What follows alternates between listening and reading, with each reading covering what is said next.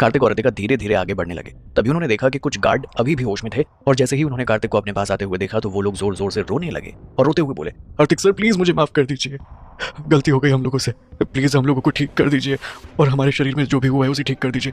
हम आपको यहाँ से जाने देंगे, ठीक है ना? प्लीज कार्तिक सर हम पर विश्वास कीजिए, हम अपनी बात से पीछे नहीं हटेंगे। ये बात तो तय थी कि कार्तिक इन लोगों की बातों में नहीं आने वाला था और इन लोगों की 2-4 मीठी बातें सुनकर इन्हें ठीक नहीं करने वाला था। और वैसे भी कार्तिक ने कभी माफ करना सीखा कहाँ था? या तो वो सजा देना जानता था या लोगों को दिल से माफ करना जानता था। कार्तिक इतनी आसानी से इन लोगों को नहीं जाने देना चाहता था और कार्तिक जानता था कि भगवान ने उन्हें सजा नहीं दी है बल्कि कार्तिक ने उन्हें बेवकूफ बनाया है। इसीलिए इस बात से कोई फर्क नहीं पड़ता कि वो लोग आगे जाकर अपनी बात से पीछे हटेंगे या नहीं। और कार्तिक को इतना पता था कि उसे किसी भी हाल में इन लोगों को माफ नहीं करना है। कार्तिक वहीं पर चुपचाप खड़ा हो गया और इन लोगों को माफी मांगते हुए देखने लगा। माफी मांगते वक्त ये लोग धीरे धीरे और ज्यादा कमजोर होते जा रहे थे और धीरे धीरे ये लोग गहरी नींद के आगोश में आते जा रहे थे। जब सब लोग एकदम बेहोश हो गए तब जाकर कार्तिक ने सहमत होते हुए अपनी गर्दन हिलाई और जैसे कह रहा हो कि अब ये लोग अपने प्लान को अच्छे से एग्जीक्यूट कर सकते हैं। जाते जाते कार्तिक ने मुन्ना को एक तेज लात मारी और कॉकरोच की तरह दूसरी तरफ फेंक दिया। मुन्ना को बेहोशी की हालत में भी बहुत दर्द हो रहा था पर फिर भी वो कुछ नहीं कर सकता था। कार्तिक को वैसा करते हुए देखकर रितिका ने कंफ्यूज होते हुए पूछा, ये पहले से ही बेहोश हो चुका है तो अब तुम उसे लात क्यों मार रहे हो? रितिका की बात सुनकर कार्तिक ने उसे समझाते हुए कहा, मैंने कहा था ना कि अगर किसी ने भी मेरी दोस्त को हाथ लगाने की कोशिश की तो मैं उसकी हालत खराब कर दूंगा, इसीलिए बस एक लात मारकर अपनी कही हुई बात को प्रूव कर रहा था। कार्तिक की बात सुनकर रितिका को मन ही मन शर्म आने लगी क्योंकि आज से पहले किसी ने भी उसे अपना दोस्त नहीं कहा था और कार्तिक ने भी पहली बार अपना दोस्त उसे कहा था, जिसे सुनकर उसे अच्छा लग रहा था। वरना हर वक्त कंप्यूटर और मशीनों के बीच घिरी रहने वाली रितिका की सोशल लाइफ बिल्कुल जीरो थी। तभी कार्तिक ने रितिका से कहा, हमें जल्दी से जल्दी इस जगह को छोड़कर जाना होगा वरना शुक्ला कभी भी यहाँ आ सकता है और उसके बाद यहाँ से निकलना बहुत मुश्किल हो जाएगा। रितिका भी इस बात को समझती थी और इसीलिए उसने तुरंत सहमत होते हुए हाँ में अपनी गर्दन हिला दी। कार्तिक ने रितिका का हाथ पकड़ा और वहां से जाने लगा पर तभी अचानक से रुक गया। उसे एकदम से रुकते हुए देखकर रितिका ने कंफ्यूज होते हुए पूछा, अब क्या हो गया? ये सवाल सुनकर कार्तिक ने रितिका से कहा, मुझे अभी भी याद आया कि हम लोग ऐसी जगह पर बंधे हैं जहाँ दूर दूर तक कोई घर या झोपड़ी दिखाई नहीं देती है। हमें पता भी नहीं है कि ये जगह कौन सी है। अगर हम लोग बाहर जाते हैं तो अंधेरे में हमें कुछ भी दिखाई नहीं देगा।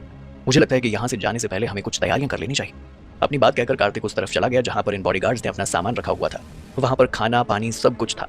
ये जगह शुक्ला परिवार की सबसे सीक्रेट जगह थी और यहाँ ये बॉडीगार्ड्स पूरे साल रहते थे, इसीलिए इनके खाने पीने की व्यवस्था यहाँ काफी अच्छे से की गई थी। साथ ही साथ ऐसा सामान भी था जो इमरजेंसी में यहाँ से बाहर जाने के लिए ये गार्ड इस्तेमाल करते थे। यहाँ कार्तिक और रितिका को जरूरत का सारा सामान दिख रहा था। इतना सारा सामान देखकर उन्हें समझ भी नहीं आ रहा था कि वो क्या सामान लें और क्या नहीं। रितिका और कार्तिक सिर्फ 2 लोग थे, इसीलिए वो लोग इतना सारा सामान लेकर नहीं जा सकते थे। इसीलिए इन लोगों ने एक बैग वहां से उठाया और उसमें बहुत ही प्रैक्टिकल और जरूरी चीजों को डाल लिया और उसके बाद वो दोनों अपना अपना बैग लेकर वहां से बाहर निकल गए। रितिका और कार्तिक दोनों वहां सड़क पर आराम से नहीं चल सकते थे क्योंकि उन्हें डर था कि शुक्ला परिवार के लोग फिर से उन्हें कहीं मिल गए तो वो वापस जेल में डाल देंगे। इसीलिए इन दोनों ने पहाड़ी की तरफ से जाने का डिसाइड किया। पहाड़ों की तरफ बहुत ज्यादा जंगल थे और फिर भी इन लोगों को हिम्मत करके वहां से जाना पड़ रहा था। जंगल का इलाका होने की वजह से यहाँ पर सड़क नहीं बनी हुई थी और इन लोगों ने सुबह से कुछ खाया पिया भी नहीं था, इसीलिए इन लोगों को चलने में बहुत दिक्कत हो रही थी। ये लोग चाहकर भी अंधेरे में फ्लैश लाइट ऑन नहीं कर सकते थे क्योंकि अगर इन्होंने ऐसा किया तो कोई भी जानवर या शुक्ला परिवार का इंसान इन्हें देख सकता था। इसीलिए ये लोग हिम्मत करके बस आगे बढ़ते जा रहे थे। पर जल्दी ही कार्तिक अचानक से जंगल के एक रास्ते में उलझ कर रह गया और पास की छोटी सी पहाड़ी से फिसलकर नीचे गिर गया। अंधेरे में उसे कुछ दिखाई नहीं दे रहा था। कार्तिक को ज्यादा चोट नहीं आई, इसीलिए उसने गुस्से से रितिका से कहा, इस शुक्ला परिवार ने हम लोगों को कहाँ रखा हुआ है? अगर हम इसी तरह धीरे धीरे चलते रहे तो मुझे नहीं लगता कि हम लोग वापस अपने आइलैंड पहुंच पाएंगे। कार्तिक की बात सुनकर रितिका ने अपने सामने की एक डाली को नीचे झुकाया और उस पर से एक पत्ते को तोड़कर उसे टेस्ट करने लगी और फिर उसने कार्तिक से कहा, अगर मेरा अनुमान सही है तो हम लोग अभी शुक्ला परिवार की तरफ म्यांमार में ही हैं। कार्तिक ने भी यही अनुमान लगाया था पर फिर भी उसने रितिका से सवाल करते हुए पूछा, ठीक है पर तुम्हें ऐसा क्यों लगता है कि अभी हम म्यांमार में हैं? कार्तिक समझता था कि शुक्ला परिवार का सारा राज्य सारा बिजनेस सिर्फ इसी देश में है और इसीलिए वो लोग कार्तिक को यहीं पर लॉकअप में डालेंगे और उसे कैद करेंगे क्योंकि अगर कहीं और करते हैं तो शायद शुक्ला परिवार के लिए मुश्किलें बढ़ जाती। शुक्ला परिवार की खुद की टेरिटरी में कुछ भी कर पाना कार्तिक के लिए बहुत मुश्किल था। फिर भी कार्तिक ने सिर्फ अनुमान लगाया था और किसे पता था कि शुक्ला परिवार उसे ऐसी जगह लाकर बंद करेगा जिसका कोई अंदाजा भी नहीं लगा सकता था। कार्तिक का सवाल सुनकर रितिका ने उसे समझाते हुए कहा, जहां तक मेरी नजर जा रही है यहाँ हर तरफ आयरन वुड ट्रीज हैं। ये पेड़ सिर्फ माउंटेन एरिया में ही उगते हैं और खास करके म्यांमार कंट्री के नॉर्थ एरिया में, क्योंकि यहाँ पर सबसे ज्यादा उमस रहती है। इन्हीं सब बातों को सोचकर मैं ये कह सकती हूँ कि हम लोग फिलहाल म्यांमार के अंदर ही हैं। जैसे ही कार्तिक ने रितिका की बात सुनी तो उसकी सारी खुशी मिट गई और वो और ज्यादा चिंता करने लगा। कार्तिक ने उदास होकर रितिका से कहा, इसका मतलब हम बहुत बड़ी मुसीबत में हैं। नॉर्थ म्यांमार दुनिया का सबसे ज्यादा भीड़ भाड़ वाला इलाका था और इतना ही नहीं, यहाँ पर कभी भी कोई भी लड़ाई दंगा हो सकता था और यहाँ लोग हर छोटी से छोटी और बड़ी से बड़ी बात पर खून खराबे पर उतर आते थे। और सबसे बड़ी बात यह थी कि यह इलाका बहुत पिछड़ा हुआ था और यहाँ चारों तरफ सिर्फ रेन फॉरेस्ट थे और वो भी बहुत घने और गहरे।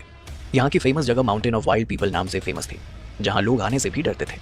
एक बार अगर कोई यहाँ पर आ जाए तो वापस यहाँ से बाहर नहीं जा सकता था। इसका कारण ये था कि यहाँ पर बहुत ज्यादा उमस होती थी। उमस और गर्मी की वजह से लोग यहाँ पर ज्यादा देर तक नहीं रह सकते थे और इतने घने जंगल में एक बार आने के बाद अक्सर लोग भटक जाते थे और इसी वजह से रास्ता भूलने और गर्मी से परेशान होकर लोग यहीं दम तोड़ देते थे और वापस कभी यहाँ से जा ही नहीं पाते थे। और इतना ही नहीं, इस पूरे घने जंगल में जहरीले सांप और खतरनाक जानवर मिलते थे जिसकी वजह से लोगों के जीने की उम्मीद 0% बचती थी। अगर देखा जाए तो ये जगह इंसानों के रहने के लिए बिल्कुल सेफ नहीं थी और सबसे ज्यादा खतरनाक बात तो ये थी कि यहाँ पर सारे जहरीले कीड़े पाए जाते थे जो बहुत ही छोटे छोटे होते थे और इंसान अपनी आंखों से उसे देख नहीं पाता था और उनका जहर एक बार इंसान के शरीर को छूते ही या डंक मारने की वजह से उसके शरीर में फैलना शुरू हो जाता था जिससे उस इंसान की मौत भी हो सकती थी। यहाँ ऐसे ऐसे जहरीले कीड़े मिलते थे जो इंसान के सारे खून को चूस जाते थे और इस वजह से इस घने जंगल में इंसान अपना किसी भी तरह का कोई भी उपचार नहीं कर पाता था और लास्ट में आते आते उसे अपनी जिंदगी से हाथ धोना पड़ता था। अगर कोई इंसान एक दिन भी यहाँ जिंदा रहकर जाए तो इस बात को बहुत बड़ी बात समझा जाता था। रितिका और कार्तिक, जिनके पास बहस करने या कहीं और जाने का ऑप्शन ही नहीं था, उन लोगों के लिए यहाँ से जिंदा वापस जाना किसी चमत्कार से कम नहीं होने वाला था। कार्तिक इस वक्त बहुत ज्यादा परेशान था। इस वक्त एक तरफ उसे इस बात की चिंता हो रही थी कि कहीं शुक्ला परिवार के लोग उन लोगों को वापस ढूंढकर कैद ना कर दें और वहीं दूसरी तरफ रितिका और कार्तिक इस बात से भी चिंता में थे कि यहाँ पर कोई जहरीला जानवर उन्हें मार ना दे, क्योंकि अगर ऐसा होगा तो उनके लोगों को पता तक नहीं चलेगा कि कार्तिक यहाँ पर मर चुका है। ये सब सोचकर कार्तिक और रितिका आगे बढ़ने लगे, पर कुछ देर के बाद कार्तिक को एहसास हुआ कि उसके पैर कांपने लगे और अब वो एक कदम भी आगे नहीं चल पा रहा है। उसकी सारी ताकत खत्म हो चुकी है। ये देखकर कार्तिक ने घबराते हुए अपने पैंट को नीचे से ऊपर की तरफ खींचा तो उसके होश उड़ गए, क्योंकि इस वक्त बहुत सारे जोंक उसके पैर में चिपके हुए थे। ये नजारा देखकर कार्तिक बुरी तरह डर गया था और इतना ही नहीं, कुछ जोंक तो कार्तिक से इतनी बुरी तरह लिपट गए थे कि उन्होंने कार्तिक का खून पीना शुरू कर दिया था। कार्तिक को समझ नहीं आ रहा था कि उसके शरीर से कितना खून अभी तक इन जोंक ने पी लिया था, पर अभी तक कार्तिक के पैरों में बहुत ज्यादा सूजन आ चुकी थी और इतनी मोटी नीली सूजन देखकर ऐसा लग रहा था जैसे कभी भी कार्तिक की जान जा सकती है। हिम्मत करके कार्तिक ने जल्दी से अपनी बॉडी से उन जोंक को पूरी ताकत लगाकर दूर करना शुरू कर दिया। हालांकि रितिका, जो कार्तिक के पीछे पीछे ही आ रही थी, उसने तुरंत कार्तिक को रोकते हुए सीरियसली कहा, कार्तिक, आप इसे फोर्सफुली नहीं हटा सकते। रितिका की बात सुनकर कार्तिक ने परेशान होते हुए कहा, तो अब मैं क्या करूं? मैं जो कोई इसी तरह अपना खून पीने नहीं दे सकता हूं। अगर ये इसी तरह मेरा खून पीते रहे तो मैं जल्दी ही एक कंकाल बनकर किसी कोने में पड़ा मिलूंगा। वैसे तो कार्तिक का रिफ्लेक्टिंग मून आइलैंड और उसके आसपास का सारा area tropical rain forest area था और वो जगह भी बहुत ज्यादा आइसोलेटेड थी, पर वहां पर इस तरह के वाइल्ड और जंगली जानवर नहीं थे और न ही इस तरह के जहरीले कीड़े पाए जाते थे। कार्तिक के आइलैंड पर चारों तरफ पेड़ पौधे थे और वहां भी बहुत ज्यादा उमस रहती थी, पर फिर भी वो जगह किसी जन्नत से कम नहीं थी। लेकिन ये जगह किसी जहन्नुम से कम नहीं है। क्या लगता है आपको? अब क्या करेगा कार्तिक? फिलहाल कार्तिका ने उसे समझाते हुए कहा, कार्तिक, आप इन्हें फोर्सफुली नहीं हटा सकते। अगर ऐसा किया तो इनके अंग आपकी बॉडी में रह जाएंगे और आगे चलकर ये किसी बड़े इन्फेक्शन में बदल सकता है। इतना कहकर रितिका अपने पास में रखे हुए बैग से एक लाइटर निकालने लगी। उसने लाइटर से आग लगाई और कार्तिक के पैर के पास ले जाकर उस जोक को आग से जलाने लगी।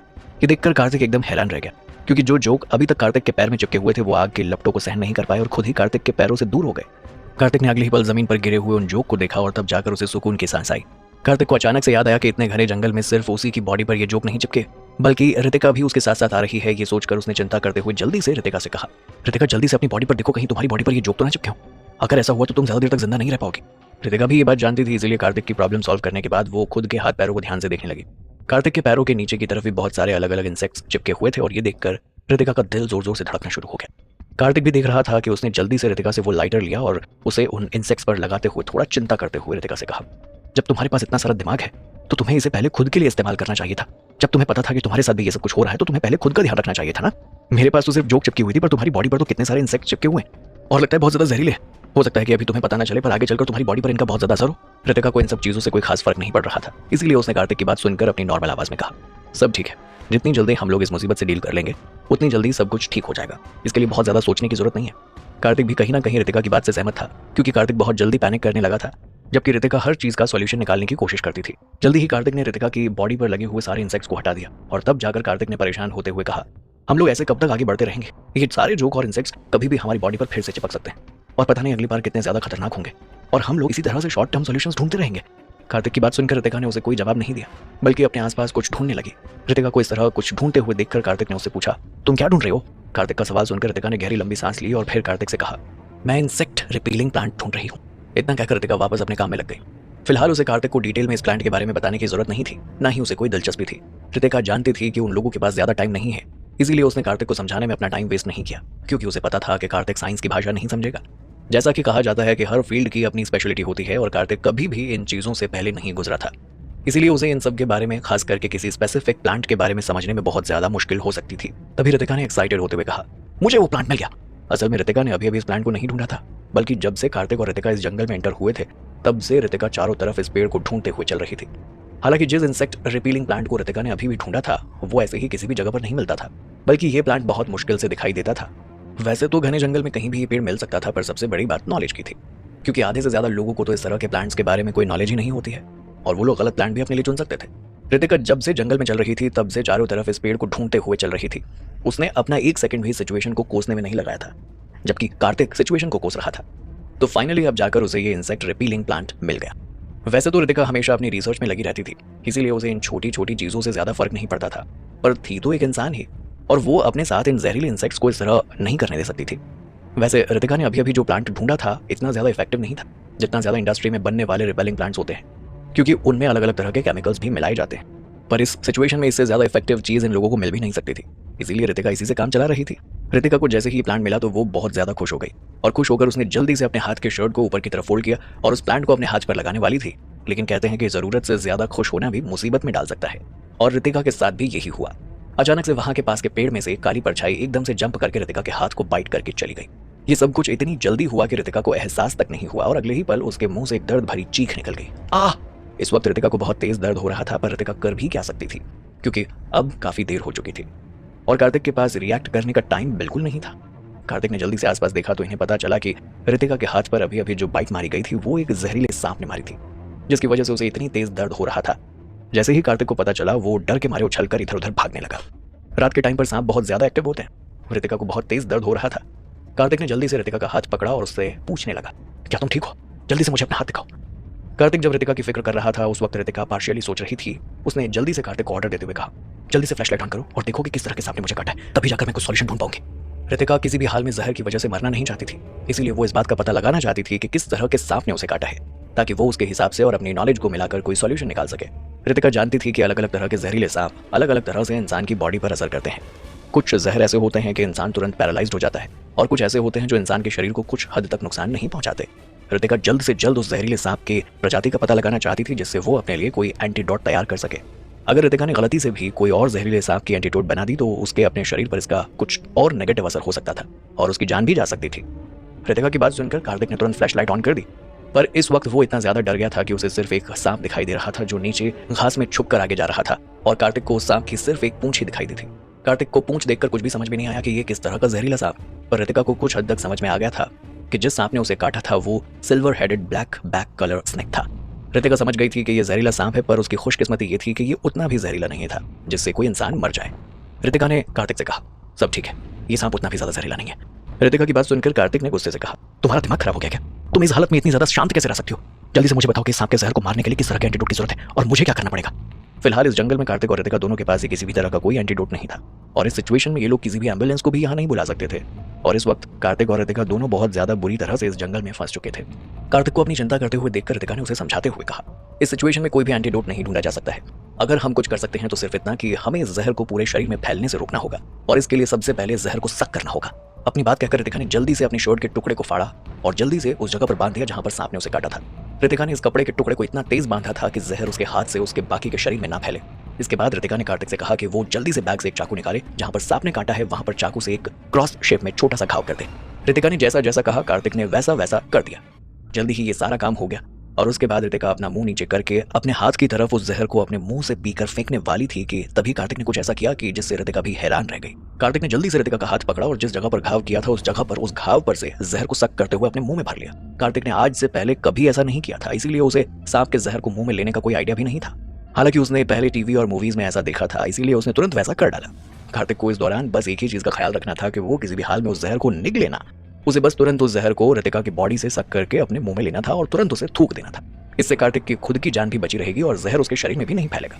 हालांकि इन सब में सबसे ज्यादा जरूरी ये था कि जहर को अपने मुंह में लेते वक्त कार्तिक के मुंह में कोई घाव भी नहीं होना चाहिए था।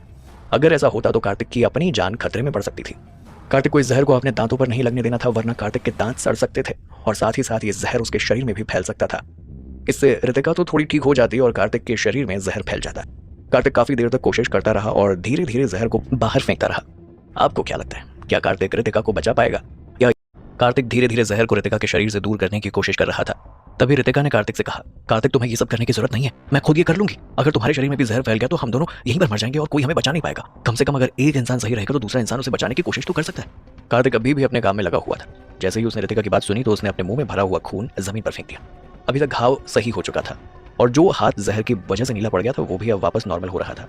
रितिका की बात सुनकर कार्तिक ने उससे कहा, मैं तुम्हें यहाँ अकेले मरने के लिए नहीं छोड़ सकता हूँ। अगर हमारा मरना यहाँ तय है तो हम यहाँ से बचकर नहीं जा पाएंगे, पर अगर हमारी जिंदगी अभी बची हुई है तो हम हर हाल में यहाँ से जिंदा वापस जाएंगे, और अगर मरना ही है तो हम दोनों साथ मरेंगे। तो मेरी वजह से यहाँ पर फंसी हो, मैं तुम्हें अकेले छोड़कर नहीं जाऊंगा। जैसे ही रितिका ने कार्तिक की बात सुनी तो वो तुरंत चुप हो गई। उसने उम्मीद बिल्कुल नहीं की थी कि कार्तिक जो हमेशा फैक्टफुल बातें करता है वो इस तरह की इमोशनल बातें करेगा।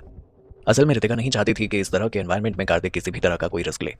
तभी कुछ सोचकर रितिका ने कार्तिक से पूछा, क्या इसका कोई फायदा है? कार्तिक जो अपने काम में लगा हुआ था उसे समझ नहीं आ रहा था कि रितिका क्या पूछना चाहती है, इसीलिए उसने कंफ्यूज होते हुए कहा, मतलब? रितिका ने फिर से अपनी बात दोहराते हुए कहा, मेरे लिए ये सब कुछ करने का कोई फायदा है क्या? रितिका का सवाल सुनकर कार्तिक ने तेज तेज अपनी गर्दन हाँ में हिलाते हुए कहा, बिल्कुल फायदा है। कार्तिक ने मन ही मन इस ग्रेट साइंटिस्ट रितिका को अपनी दोस्त मान लिया था और वो अपनी दोस्त को इस तरह मुसीबत में छोड़कर जा नहीं सकता था। ऊपर से रितिका ने अपनी जान पर खेलकर कार्तिक की जान बचाई थी। उसके साथ इतनी दूर तक वो यहाँ आई थी, भला वो लास्ट मिनट पर रितिका को अकेला कैसे छोड़ के जा सकता था? और कार्तिक कैसे भूल सकता था कि उस काली कोठरी में से निकलने में रितिका ने ही कार्तिक की मदद की थी। उसी का दिमाग था जिसकी वजह से आज वो लोग शुक्ला परिवार की कैद से आजाद होकर यहाँ पहुंचे थे। कार्तिक की बात सुनकर रितिका खुश हो गई थी और इसीलिए उसने अचानक से मजाक करते हुए और जोर जोर से हंसते हुए कार्तिक से कहा, ठीक है, पर अगर तुम इसी तरह मेरा खून पीते रहे तो मैं जल्दी ही एक कंकाल बन जाऊंगी। और इतना कहकर रितिका जोर जोर से हंसने लगी। शायद कार्तिक ने पहली बार रितिका को मजाक करते हुए देखा था और इस तरह खुलकर हंसते हुए देखा था। उसे इस तरह हंसते हुए देखकर कार्तिक को अच्छा लगने लगा था और उसकी भी टेंशन थोड़ी कम हो गई थी। उसने रितिका को थोड़ा परेशान होते हुए पूछा, तुम सच में ठीक हो ना? वैसे तो रितिका के हाथ में अभी भी सूजन थी, क्योंकि जिस जगह पर सांप ने काटा था वहां भले ही जहर निकाल दिया गया हो, पर कट लगने की वजह से वहां सूजन तो आ ही गई थी। कार्तिक का सवाल सुनकर रितिका ने हाँ में अपना सिर हिलाते हुए कहा, मैं बिल्कुल ठीक हूँ, अब तुम थोड़ा सावधान रहो और उस इंसेक्ट रिपेलिंग प्लांट को उठा लो। रितिका की बात सुनकर कार्तिक ने तुरंत उसे ओके कहा और रितिका के पास खड़े होते हुए एक बार फिर से उसने उसकी चोट को देखा। 80% जहर बिल्कुल निकल चुका था। उसके बाद कार्तिक ने उस ग्रास पर हल्के से पैर मारा ताकि कोई और जानवर हो तो वो निकल जाए। जब वहां कोई मूवमेंट नहीं हुई तो कार्तिक ने रिपेलिंग प्लांट को उठा लिया। उस रिपेलेंट प्लांट को उठाने के बाद कार्तिक वापस रितिका के पास आया और उससे पूछा, इसका इस्तेमाल कैसे करते हैं? कार्तिक का सवाल सुनकर रितिका ने उसे कहा, सबसे पहले हमें इस रिपेलेंट प्लांट को ग्राइंड करना होगा और उसके बाद इसका पेस्ट बनाकर अपनी बॉडी पर लगाना होगा। जैसे ही कार्तिक ने यह बात सुनी तो 1 मिनट के लिए वो दंग रह गया, क्योंकि ग्राइंड करने के लिए उनके पास यहाँ पर कोई भी औजार नहीं था। कार्तिक ने कुछ सोचते हुए रितिका से पूछा, क्या हम इसे अपने मुंह से चबा सकते हैं? कार्तिक के सवाल को सुनकर रितिका ने उसे बताया, हाँ ऐसा किया जा सकता है, पर इसका टेस्ट बहुत खराब होता है। रितिका की बात सुनकर कार्तिक ने हंसते हुए कहा, इस जंगल में हम जिंदा रह जाएं यही बहुत बड़ी बात है, टेस्ट के बारे में सोचने का तो टाइम भी नहीं। अगर ये आइडिया काम कर गया तो टेस्ट का भी जुगाड़ हो जाएगा। और इतना कहकर कार्तिक उस प्लांट को लेकर अपने मुंह में डालकर जल्दी जल्दी चबाने लगा।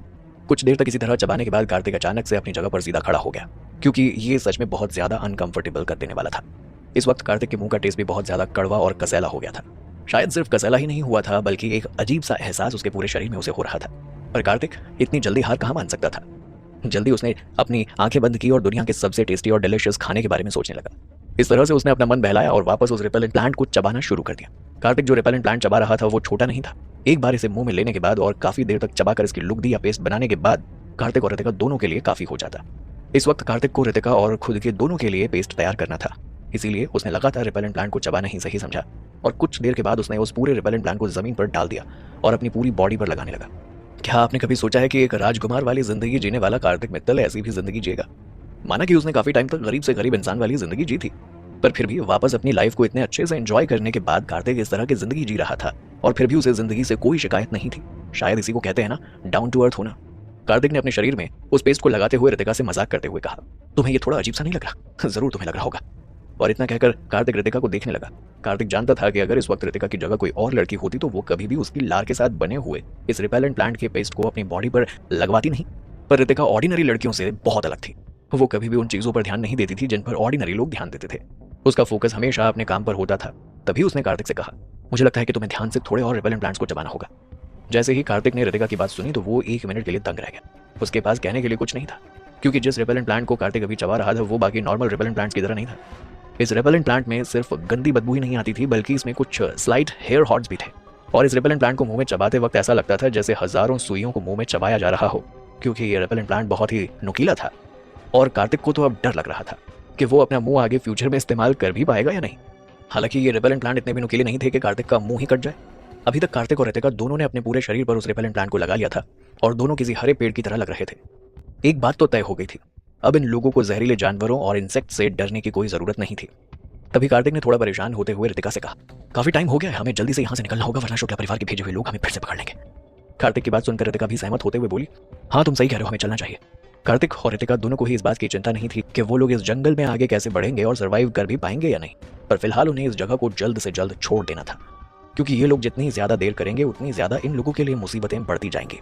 कार्तिक और रितिका को शुक्ला परिवार की कैद से आजाद हुए ज्यादा टाइम नहीं हुआ और अभी भी वो लॉकअप इन लोगों से ज्यादा दूर नहीं था, इसीलिए इन दोनों को चिंता हो रही थी। जैसे ही शुक्ला परिवार को पता चलेगा कि ये दोनों यहाँ से भाग गए हैं तो वो लोग चारों तरफ अपने आदमियों को फैला देंगे और हर हाल में इन्हें ढूंढने की कोशिश करेंगे। चलते चलते कुछ देर के बाद कार्तिक ने फिर से रितिका से पूछा, तुम्हारी चोट कैसी है अब? कार्तिक का सवाल सुनकर रितिका ने उससे कहा, मैं बिल्कुल ठीक हूँ, ऐसा नहीं था कि वो बहुत ही ज्यादा जहरीला सांप था जिससे मैं मर जाती। जैसे ही जहर दूर हुआ और थोड़ा सा ये पेस्ट लगा लिया तो अब मैं ठीक हूँ। रितिका हमेशा कैलकुलेशन के साथ चलती थी।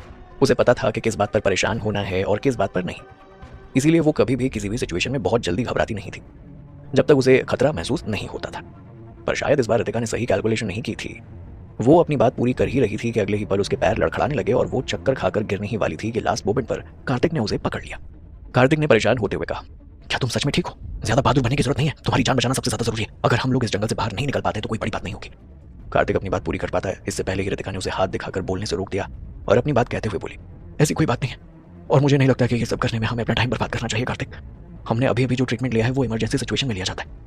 रितिका जानती थी कि उन लोगों ने जिस जंगली पौधे को अपने शरीर पर लगाया है वो पौधा जहर को मार तो सकता है, पर ये जहर का पूरा इलाज नहीं है।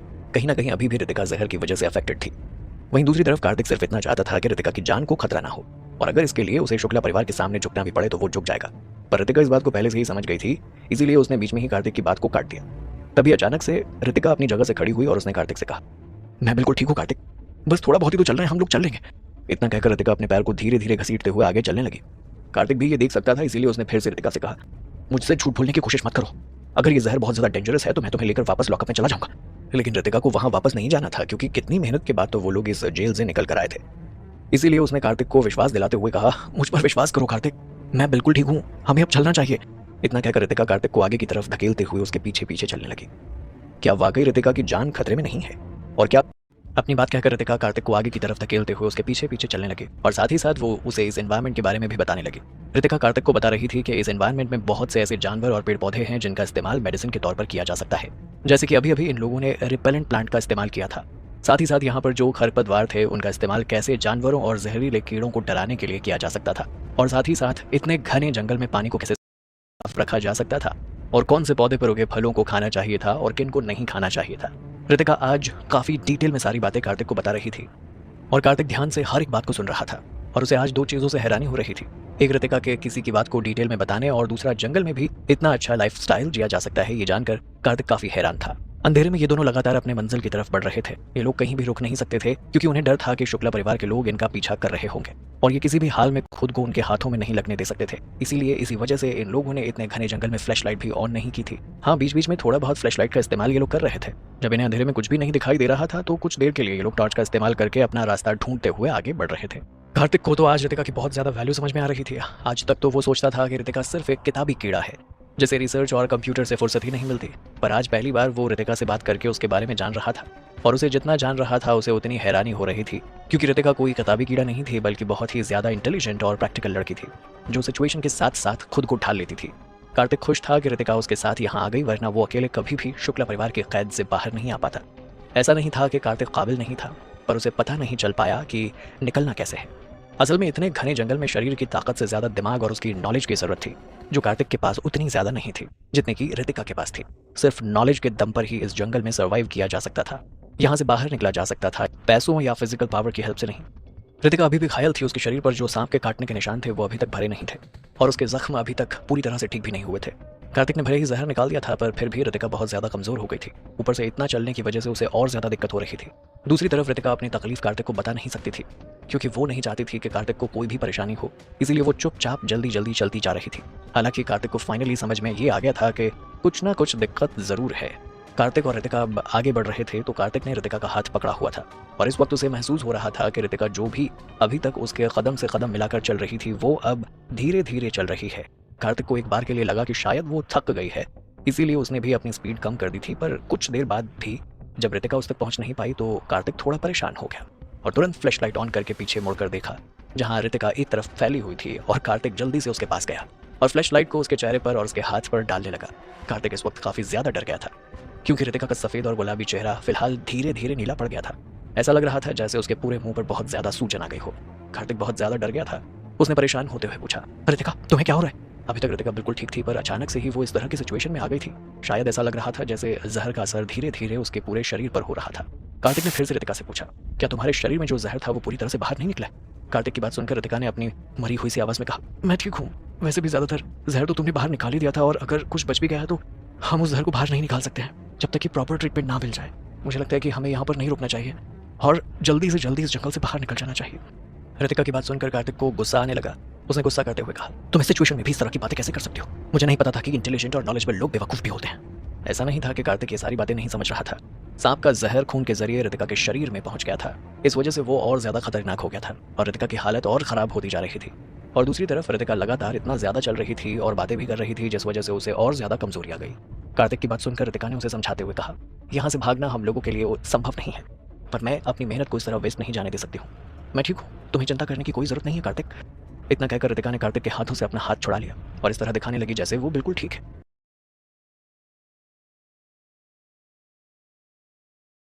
और धीरे धीरे आगे बढ़ने लगी। हालांकि उसने 2 ही कदम लिए थे कि तभी उसे फिर से चक्कर आने लगे और उसे ऐसा लग रहा था जैसे वो अभी जमीन पर गिर जाएगी। कार्तिक ध्यान से उसे देख रहा था और अगले ही पल भागकर उसने उसे संभाल लिया और बहुत नर्वस होते हुए बोला, कम से कम अब तो झूठ बोलना बंद करो। देखो मुझे बहुत टेंशन हो रही है। मुझे साफ साफ दिख रहा है कि तुम एक कदम भी नहीं चल सकते हो, और फिर भी तुम इस तरह क्यों दिखा रही हो कि तुम ठीक हो? रितिका ने अपने कमजोर हाथों से कार्तिक का चेहरा छूते हुए उसे कहा, तुम सही कह रहे हो, मैं और ज्यादा नहीं चल सकती हूँ। एक काम करो, मुझे यहीं पर छोड़ दो और तुम आगे बढ़ जाओ। मैंने तुम्हें इस जंगल में सर्वाइव करने के लिए जो जो बातें सिखाई थी उसे ध्यान रखना। किसी भी जहरीले पौधे के पास मत जाना। जैसे ही कार्तिक ने रितिका की बात सुनी, उसे और ज्यादा कंट्रोल नहीं हुआ और उसने अपनी आवाज को थोड़ा सख्त करते हुए गुस्से से चिल्लाते हुए रितिका से कहा, ये क्या बकवास की जा रही हो तुम? मैं कैसे तुम्हें इस हालत में छोड़कर जा सकता हूँ? क्या तुम्हें सच में लगता है कि तुम्हारे साथ ऐसा करके मैं अपने आप को एक मर्द कह सकता हूँ? कार्तिक की बात सुनकर रितिका ने उसे समझाते हुए कहा, कार्तिक इमोशनल मत बनो, थोड़ा प्रैक्टिकल सोचो। अगर मैं यहाँ रहूंगी तो शुक्ला परिवार के लोग मुझे पकड़ लेंगे और हो सकता है कि टाइम रहते वो मुझे बचा भी ले।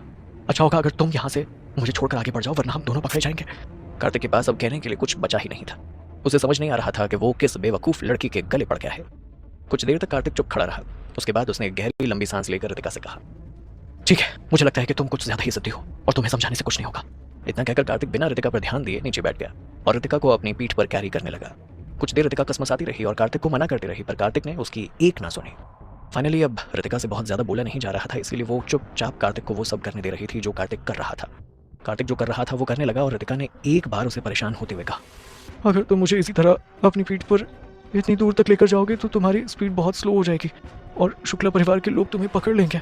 रितिका की बात सुनकर कार्तिक ने इस बार अपनी आवाज तेज करते हुए गुस्से से कहा, अपनी बकवास बंद करो। क्या मैंने तुम्हें पहले नहीं कहा था कि तुम मेरी दोस्त हो और साथ ही साथ मेरी एम्प्लॉय भी, और मैं तुम्हें इस तरह यहाँ मरने के लिए नहीं छोड़ने वाला हूँ। अपनी बात कहकर कार्तिक चुप हो गया और उसने आगे कुछ भी नहीं कहा। उसने अपना सिर नीचे झुका लिया और चुपचाप रितिका को अपनी पीठ पर लादे हुए आगे बढ़ने लगा। वहीं दूसरी तरफ कार्तिक ने रितिका को डांटा तो रितिका चुप हो गई और उसने भी आगे कुछ नहीं कहा। कार्तिक ने उसे जब अपनी दोस्त कहा तो रितिका थोड़ा अनकंफर्टेबल हो गई, क्योंकि आज से पहले उसने कभी भी लड़के से तो दूर की बात है किसी लड़की से भी दोस्ती नहीं की थी। ऐसे में कार्तिक जो उसका जूनियर रहा है और साथ ही साथ उसका बॉस भी है, उसने जब अचानक से उसे अपनी दोस्त कहा तो रितिका थोड़ा शर्मा सा गई और साथ ही साथ थोड़ा हैरान भी हो गई, क्योंकि वो हमेशा से ही लोगों से दूर रहती थी और आज तक उसने किसी भी लड़के से बात नहीं की थी जब तक वो कोई प्रोफेशनल बात ना हो।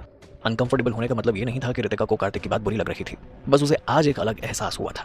उसने पहली बार किसी को अपनी इतनी परवाह करते हुए देखा था और वो खुश थी कि दोस्त नाम का रिश्ता इस दुनिया में आज भी जिंदा है और लोग आज भी इस रिश्ते को सीरियसली लेते हैं। वरना कार्तिक जो इतना अमीर और बड़े परिवार का बेटा है, अगर वो खुद की जान बचाना चाहता तो कब का रितिका को यहाँ से छोड़कर चला जाता, पर उसने ऐसा नहीं किया। उसने अपने बॉस होने का और अपने दोस्त होने का दोनों का फर्ज निभाया। रितिका मन ही मन बहुत खुश थी इस वक्त। ये कह पाना मुश्किल था कि ये जहर का असर हो रहा था या फिर कार्तिक की परवाह का। आज पहली बार किसी ने उसे इंपॉर्टेंस दी थी, उसकी पढ़ाई की वजह से नहीं बल्कि उसकी खुद की एक्सिस्टेंस की वजह से, और ये बात उसे काफ़ी अच्छी लग रही थी। फिलहाल रितिका का सिर धीरे धीरे भारी हो रहा था। उसे ऐसा लग रहा था जैसे उसने बहुत ज़्यादा ड्रिंक कर ली हो और उसे अब ऐसा लग रहा था जैसे वो बिल्कुल भी अपने दिमाग का इस्तेमाल नहीं कर पा रही है। रितिका चुपचाप कार्तिक के कंधे पर सिर रखकर उसकी पीठ पर लदे हुए आगे बढ़ रही थी। शायद कोई नहीं जानता था कि जो रितिका शुरू से लेकर अब तक बहुत ज़्यादा हिम्मत दिखा रही थी, असल में उसे भी इन जंगलों से बहुत डर लग रहा था। हालांकि कार्तिक का साथ पाकर अब उसे कम डर लग रहा था। यहाँ तक कि रितिका मन ही मन ये सोचने लगी कि अच्छा हुआ जो उसका हाथ सांप ने काट लिया और उसके शरीर में जहर फैल गया। कम से कम वो आराम से कार्तिक की पीठ पर लटक कर तो जा सकती है। और बात सच है कि आज पहली बार रितिका ने पर्सनल होकर और सेल्फिश होकर कुछ सोचा था। पर हर वक्त पढ़ाई और किताबों में उलझी रहने वाली रितिका, जिसकी अपनी कोई पर्सनल लाइफ नहीं थी, उसके दिमाग में ये थॉट आना भी अपने आप में बहुत अच्छी सी बात थी। वो धीरे धीरे सोशल हो रही थी। रितिका तो अपने मन ही मन अपनी सोच में बहुत आगे चली गई थी। चलिए जानते हैं आखिर क्या चल रहा था रितिका के दिमाग में। मन ही मन पता नहीं क्या कुछ सोच रही थी। शायद जहर का असर उसके दिमाग तक हो गया था और मदहोशी की वजह से वो ऐसा सोच रही थी कि, पर सच ये था कि फिलहाल रितिका के दिमाग में पूरी फैमिली प्लानिंग चल रही थी। उसका मन कर रहा था कि वो लोग जंगल में ही किसी जगह पर अपना घर बनाकर इस नेचर के बीच में रहें और एक बंजारे वाली जिंदगी जिए, और साथ ही साथ कार्तिक और रितिका के 3-4 बच्चे भी हों जिनके साथ वो लोग हंसी खुशी अपनी जिंदगी जीते रहें। कार्तिक जो चुपचाप आगे बढ़ रहा था, उसे पता भी नहीं था कि उसके पीछे उसकी पीठ पर लदी हुई रितिका उसके बच्चों का नाम तक सोच चुकी थी। कार्तिक के लिए इतने घने जंगल में एक इंसान को अपने पीठ पर लाद कर चलना बहुत ज्यादा मुश्किल हो रहा था। हालांकि रितिका बहुत भारी नहीं थी, वो तो बहुत पतली थी। इस वजह से कार्तिक को कुछ खास पता नहीं चल रहा था कि रितिका उसकी पीठ पर लदी हुई है। हालांकि उसके सामने जो एनवायरनमेंट था वो काफी अलग था। सामने सिर्फ अंधेरा था और इस अंधेरे में उसे कुछ भी नजर नहीं आ रहा था, और ना ही यहाँ पर सिंपल सड़क थी। उसके लिए गड्ढे और पहाड़ होने की वजह से यहाँ पर चल पाना बहुत ज्यादा मुश्किल हो रहा था। बीच में कटी हुई झाड़ियां और कीचड़ होने की वजह से इन लोगों को और भी ज्यादा दिक्कतें आ रही थी। यहाँ सिर्फ कीचड़ ही नहीं था, बल्कि यहाँ की जमीन भी बहुत ज्यादा धंसी हुई थी और यहाँ कभी भी जमीन ऊपर नीचे हो सकती थी। कार्तिक कुछ कदम चला ही था, पर फिजिकली कमजोर होने की वजह से वो जल्दी थक गया और तभी कार्तिक ने एक पेड़ का सहारा लिया और वहां खड़े खड़े लंबी गहरी सांसें लेने लगा। तभी उसे दूर से किसी के आने की आहट होने लगी। उसे लग रहा था कि शुक्ला परिवार के लोग उस तक पहुंचने वाले हैं। जो किस्मत या बदकिस्मत की बात नहीं थी। असल में जब कार्तिक और रितिका उस जेल से भागे थे, उसी वक्त मिस्टर शुक्ला अपने लोगों के साथ जेल में पहुंचे थे ताकि वो कार्तिक से मिल सकें। और जब उन्हें पता चला कि कार्तिक तो यहाँ से भाग चुका है, उन्हें बहुत गुस्सा आया। उन्होंने तुरंत अपने लोगों को पूरे माउंटेन पर कार्तिक को ढूंढने का ऑर्डर दे दिया। कार्तिक को वहां से निकले हुए कुछ देर ही हुई थी। अगर कार्तिक और रितिका वहां से भागने में कुछ पल की देरी और करते तो शुक्ला परिवार उन्हें तुरंत पकड़ लेता और कभी भागने नहीं देता। भले ही कार्तिक भागने में सक्सेसफुल हो गया था, पर अभी भी कार्तिक और रितिका बहुत दूर नहीं पहुंचे थे। खाली अंधेरी रात का साया चारों तरफ फैला हुआ था। हालांकि शुक्ला परिवार के लोगों के लिए भी कार्तिक को इस वक्त ढूंढ पाना मुश्किल था, पर वो लोग इस जगह से अनजान नहीं थे, इसलिए वो लोग तुरंत कार्तिक को ढूंढने के लिए निकल गए। और इन लोगों की संख्या भी बहुत ज्यादा थी और ये लोग कभी भी कार्तिक और रितिका को पकड़ सकते थे। अगर सच में ये लोग चारों तरफ जंगल में फैल जाते हैं तो जल्दी ही कार्तिक को पकड़ लेंगे। शुक्ला परिवार के लोगों को इस तरह के ट्रॉपिकल माउंटेन्स की काफी ज्यादा आदत थी और ये लोग यहाँ आने जाने में काफी कंफर्टेबल थे, इसीलिए इन लोगों के लिए ये कोई बहुत बड़ी बात नहीं थी। क्योंकि शुक्ला परिवार का ज्यादातर बिजनेस जेड स्टोन का था और माइनिंग का काम ये लोग इसी जगह पर करवाते थे, इसीलिए इन सब लोगों को यहाँ से आने जाने की काफी ज्यादा आदत थी। अनफॉर्चुनेटली कार्तिक के लिए ये रास्ता बहुत मुश्किल भरा होने वाला था और इस वक्त तो कार्तिक के ऊपर दोगुनी जिम्मेदारी आ गई थी। एक तो रितिका घायल हो गई थी और दूसरा कार्तिक को इस जगह पर रहने या चलने का कोई एक्सपीरियंस नहीं था।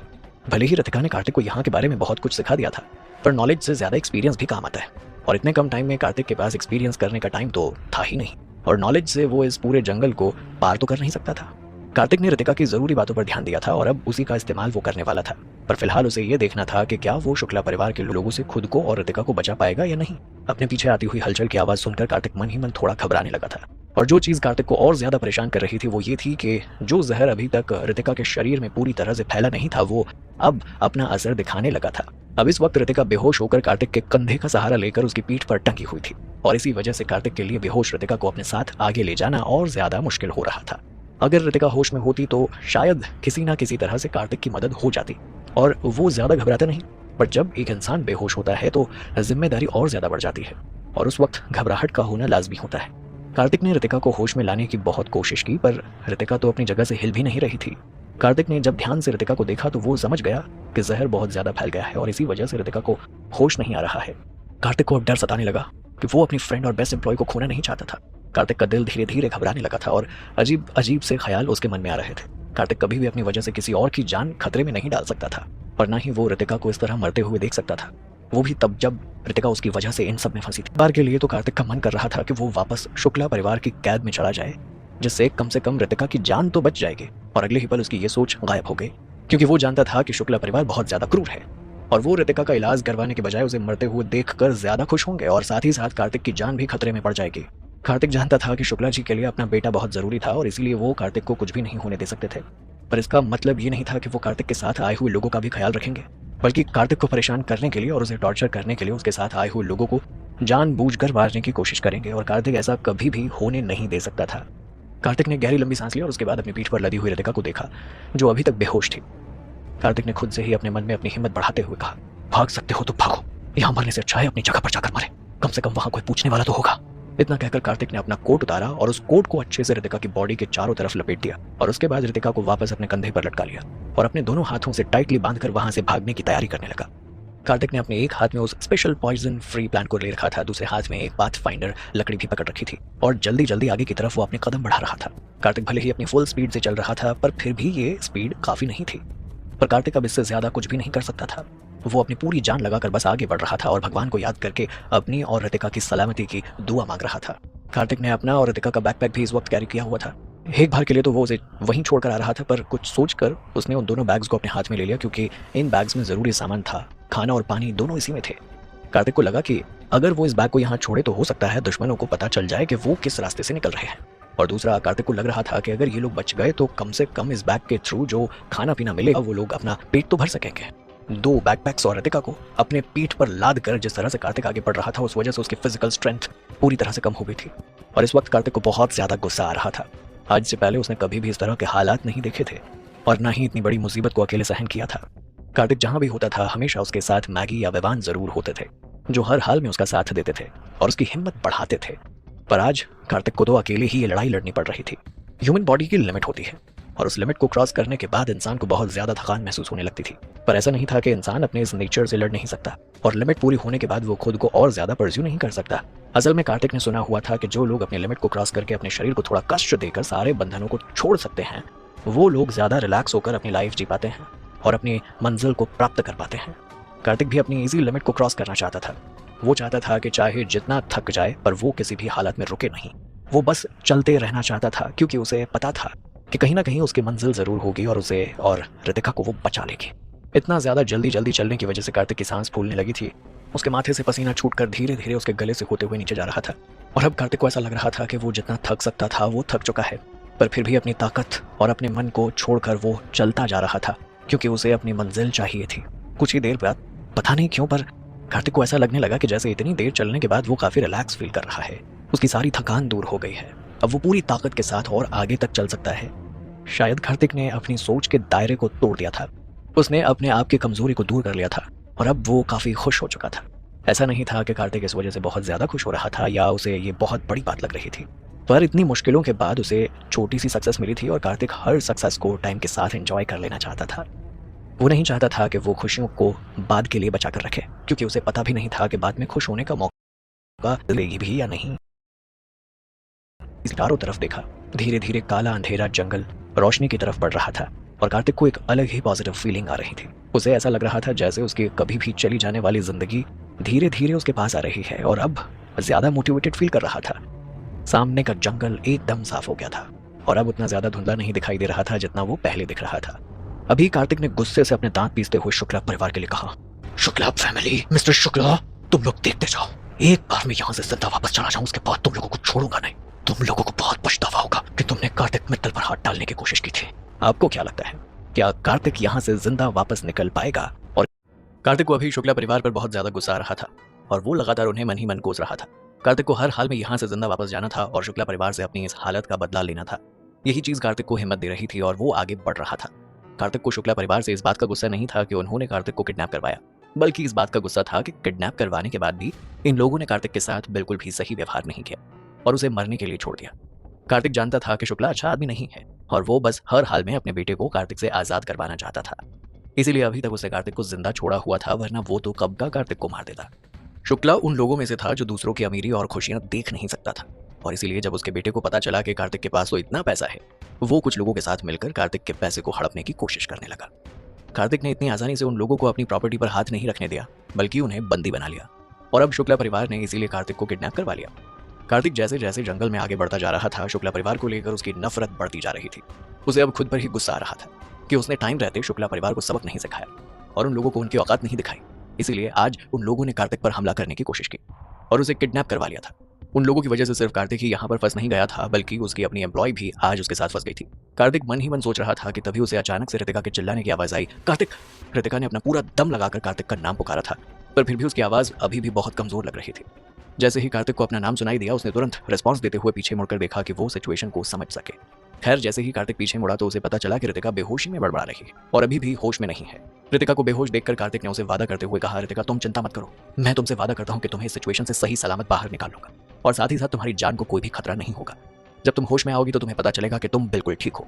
रितिका को वादा करके कार्तिक खुद की भी हिम्मत बढ़ा रहा था और अगले ही पल उसने अपने कदम तेजी से बढ़ाने शुरू कर दिए। हालांकि ये जगह कार्तिक के लिए बिल्कुल अनजान थी और खतरों से भरी हुई थी। इसी वजह से सबसे बड़ी दिक्कत ये आ रही थी कि कार्तिक कहीं भी इधर उधर नहीं जा सकता था। उसे संभल कर एक एक कदम आगे रखना था। जैसे ही कार्तिक आगे बढ़ा तो अचानक से उसे एहसास हुआ कि वो इस वक्त हवा में चल रहा है। इस वक्त जंगल में चारों तरफ घने पेड़ पौधे थे और साथ ही साथ बहुत ज्यादा अंधेरा भी हो रखा था। इस पहाड़ी इलाके में कार्तिक ने आगे की तरफ 2 बैग और पीछे पीठ पर रितिका को लाद रखा था। इसी वजह से उसका एक एक कदम आगे बढ़ते वक्त बहुत ज्यादा थकान महसूस कर रहा था। ऊपर से आसपास के जंगल ही नहीं बल्कि जमीन भी अलग अलग तरह के खरपतवार से भरी हुई थी और जहां चल पाना बहुत मुश्किल हो रहा था। कार्तिक जैसे ही आगे कदम बढ़ाने लगा तो उसे एहसास हुआ कि उसका एक कदम फिलहाल जमीन पर ना होकर हवा में है और वो खाई की तरफ पैर आगे करके खड़ा है। कार्तिक को जैसे ही एहसास हुआ तो तुरंत अपना कदम वापस पीछे की तरफ लेना चाहता था, क्योंकि इस वक्त उसके साथ रितिका भी थी और बेहोश थी। खुद से कोई भी काम नहीं कर सकती थी वो। कार्तिक अपने कदम पीछे लेना चाहता था पर बदकिस्मती से बहुत देर हो चुकी थी और अगले ही पल कार्तिक को एहसास हुआ कि वो सामने की फिसलन से होते हुए रितिका के साथ चलता हुआ पहाड़ी इलाकों में नीचे की तरफ जा रहा है। कुछ ही पल के बाद कार्तिक और रितिका दोनों हिल स्लाइड होते हुए पहाड़ के फुट एरिया में नीचे जमीन पर गिरे हुए थे।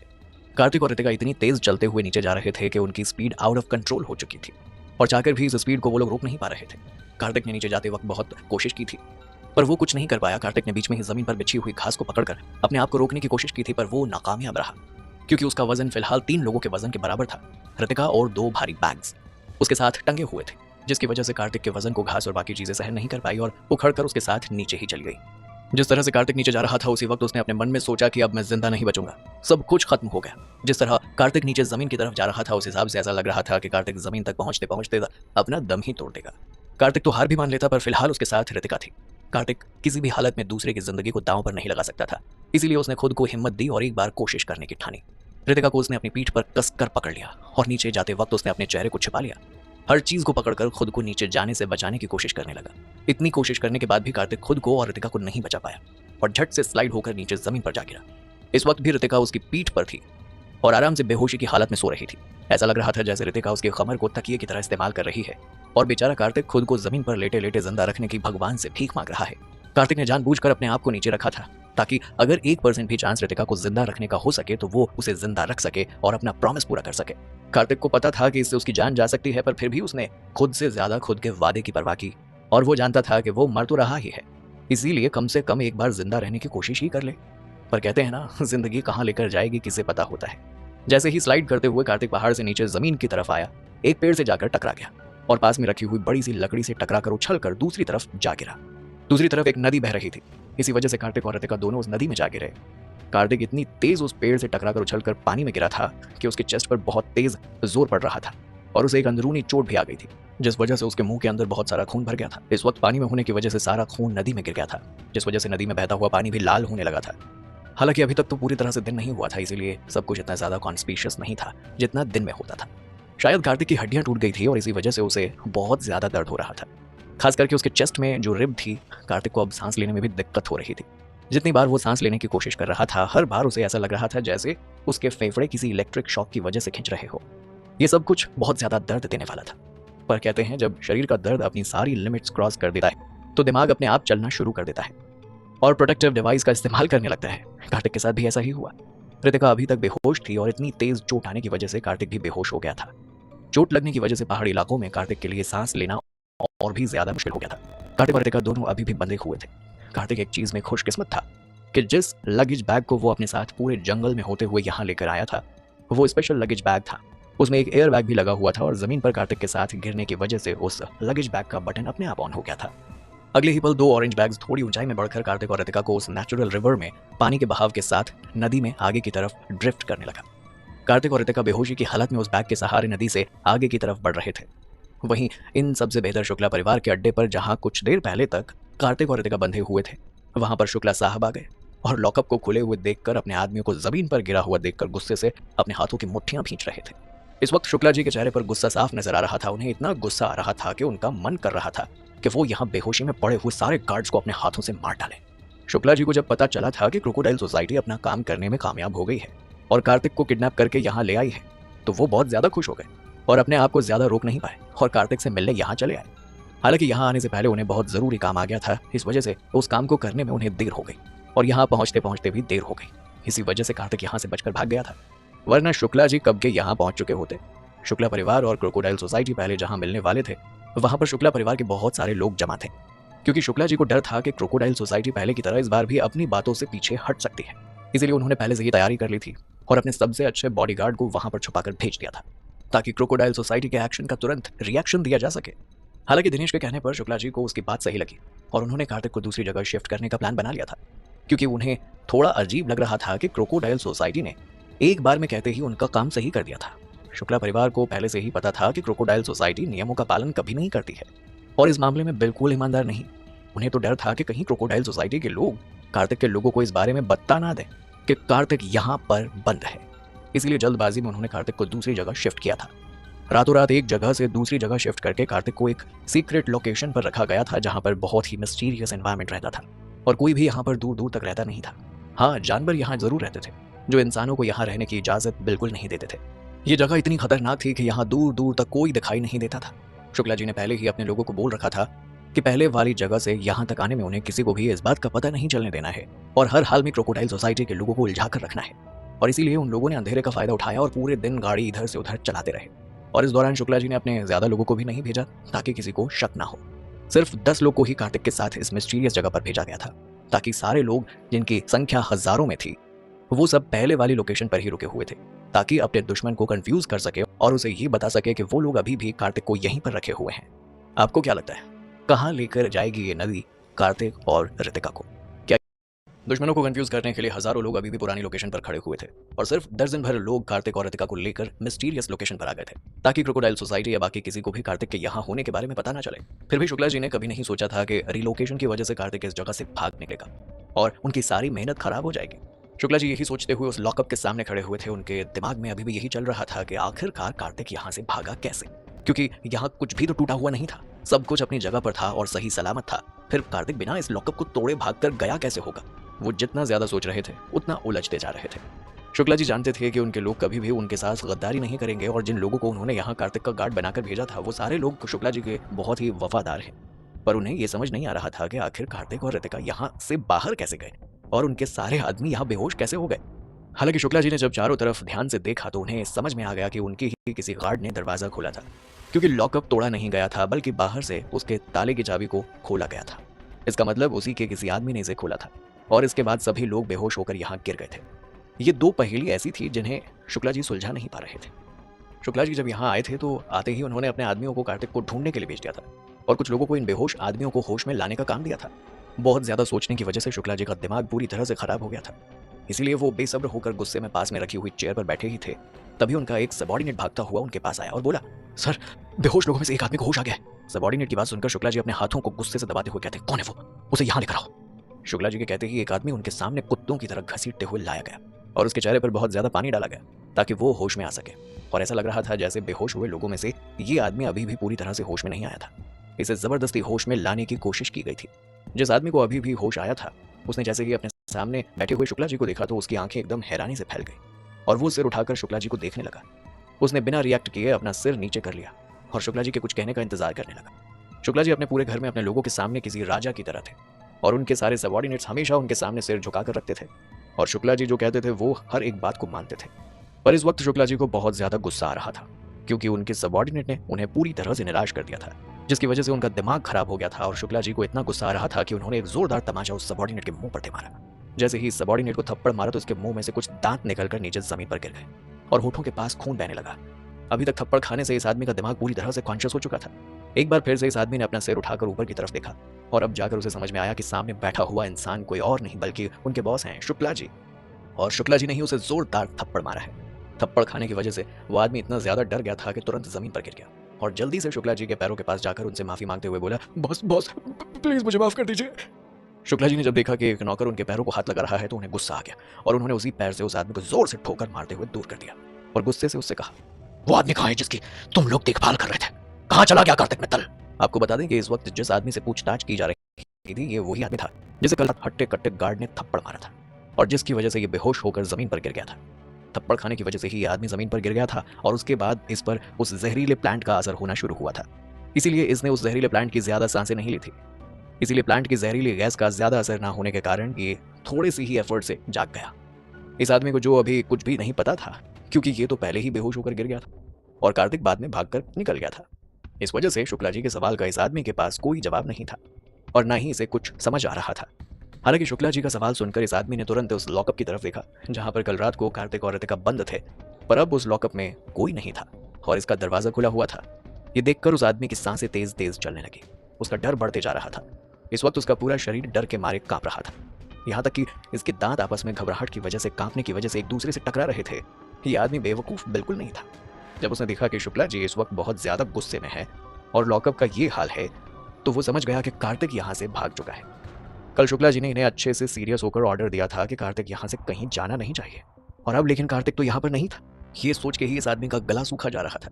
इसके बाकी साथी अभी तक बेहोश पड़े थे।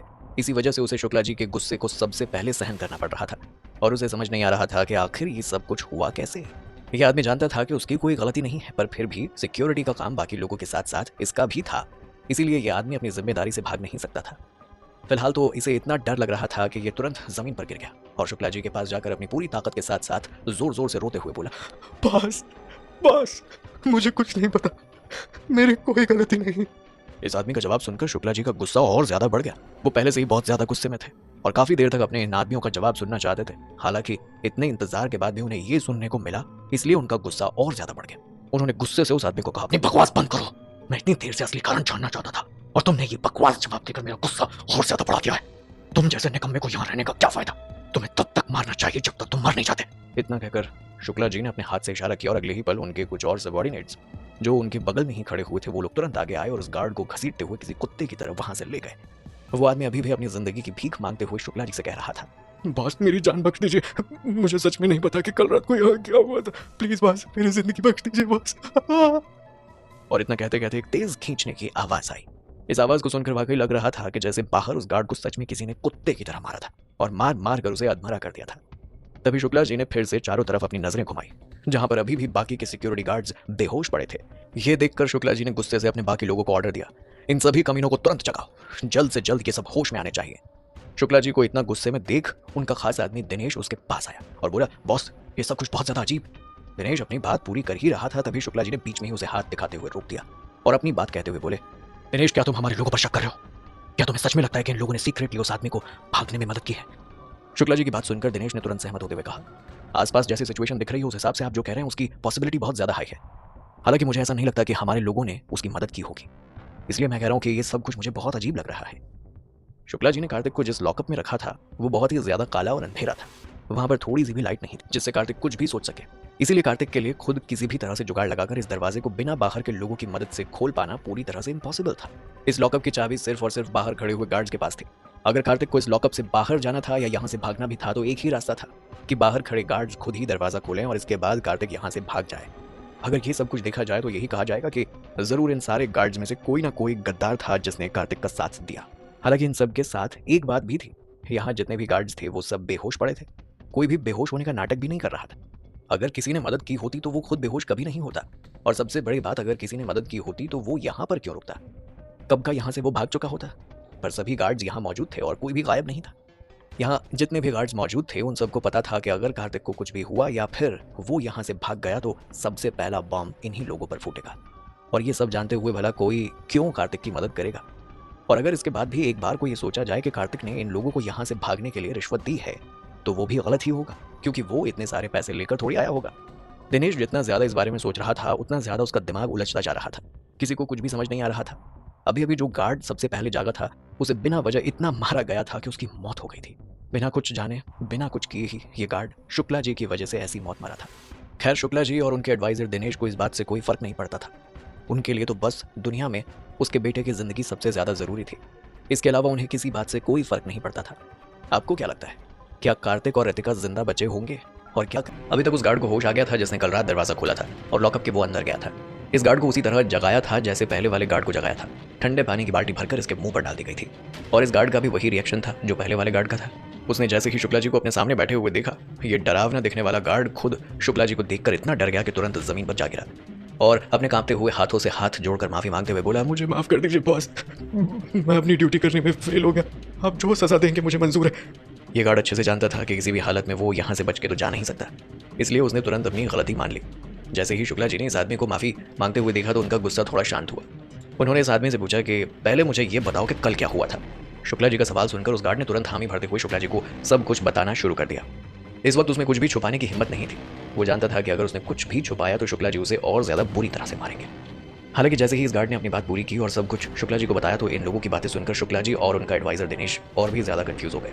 शुक्ला जी ने हैरान होते हुए उस आदमी से पूछा कि क्या सच में कार्तिक के साथ आई हुई लड़की इतनी बड़ी साइंटिस्ट थी और क्या सच में उसे निंजा टेक्निक्स का पता था। शुक्ला जी का सवाल सुनकर उस आदमी ने तुरंत जवाब देते हुए कहा, कार्तिक ने हमें यही कहा था कि वो ये सब कुछ बहुत अजीब है सर। हमें से किसी ने भी उस लड़की को हाथ भी नहीं लगाया था। इसके बाद भी हम सब लोग बेहोश हो गए थे। किसने सोचा था कि उस लड़की को इस तरह की टेक्निक्स आती होंगी। इतना कहकर यह आदमी अपने शरीर पर हल्के से हाथ लगाकर देखने लगा और जैसे ही इसने हाथ लगाया इसका पूरा शरीर दर्द से कांप उठा। जब ये सोकर जागा था तो उसे इतना एहसास नहीं हो रहा था क्योंकि उस वक्त इसकी बॉडी पैरालाइज्ड थी। हालांकि धीरे धीरे अपने सेंस में वापस आने के बाद इसका पूरा शरीर दर्द करने लगा और अचानक सिर दर्द करने की वजह से ये अपने शरीर पर हाथ लगाकर देखने लगा।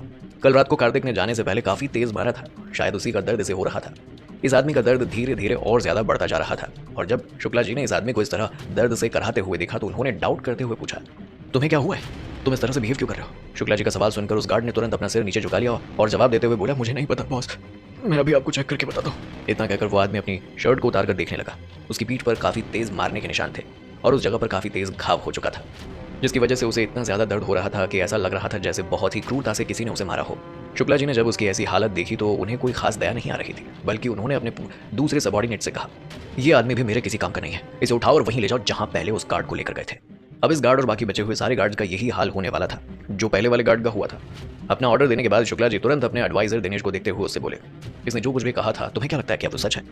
शुक्ला जी का सवाल सुनकर दिनेश ने तुरंत जवाब देते हुए कहा, मुझे विश्वास नहीं हो रहा, पर मैं पूरी तरह से इस बात को मानने से मना भी नहीं कर सकता। सच कहूं तो मैं फिलहाल किसी भी नतीजे पर नहीं पहुंच पाया हूं। दिनेश की बात सुनकर शुक्ला जी अपनी कुर्सी से खड़े हुए और चारों तरफ ध्यान से देखने लगे और कुछ देर तक वहीं खड़े होकर चीजों को ऑब्जर्व करने लगे और फिर अचानक से दिनेश से बोले, मुझे इस बात से कोई फर्क नहीं पड़ता कि कार्तिक और उस लड़की ने कौन सी टेक्निक यूज की थी।